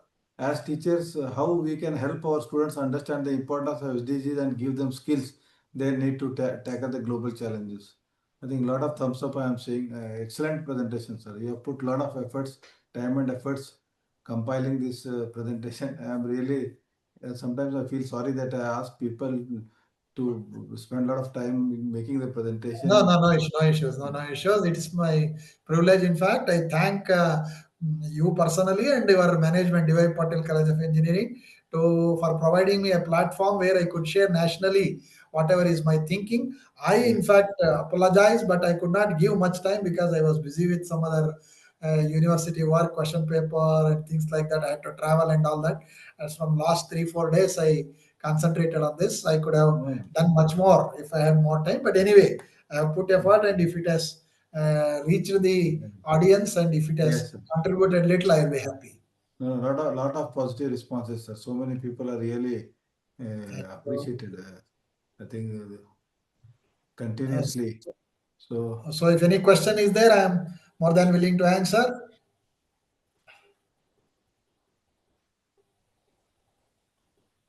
Audience, any questions, feel free to ask. I think one thing I have observed here, people are too good. They don't even ask questions, and even students don't ask questions in classrooms. That is for the last 4 years I'm seeing, watching here. Yeah. So It is late in the evening, so it is too much to expect that people participate and then no. No, over 150 people attended, sir. Very good. All point of time, and I think we should appreciate their patience. Yeah, that's that, because we also participated in such programs. It is very difficult. They must have completed work in the office, and then they have taken out time to attend this. It is really appreciable. I thank all of them for their patient hearing and whatever they could get from this presentation. If it reaches 1%, I am more than happy. No, you have stirred the hornet's nest. So people now are into the pondering mode. I'm very sure people are getting inspired, sir. The way you compiled the entire presentation and you structured it, I think even I enjoyed it thoroughly. I'm very happy that I could attend to 1.5 hour session and listen to you. It is a very pleasure to listen to learned people. Actually, it gives immense joy, I feel. So It's my pleasure. I told I thank the opportunity given to me, and I'm more than happy if I have delivered the goods. Yes, thank you so much, Thank sir. you so much, sir. Actually, my sir has disabled me to share the screen, so I have Who has shared you in disabled, the madam? chat. Thank you and gratitude, and thank you so much for the wonderful session and lot of information we received. Okay. So I'll message you that on WhatsApp also. Thank you so much, sir. Okay. Thank you, madam. Okay, participants, thank you very much. Thank you, sir. I think. Thank you. Okay. Thank you, all of you. DY Thank you, Patil all of you. College and all the associated Shivani who are all there. Associated, you have done a wonderful job. Thank I you. thank each one of you and each of the participants. Thank you very much. Thank you, sir. Thank you. Good night, sir. Good night. Very Have a good Thank night. you, sir. Good night.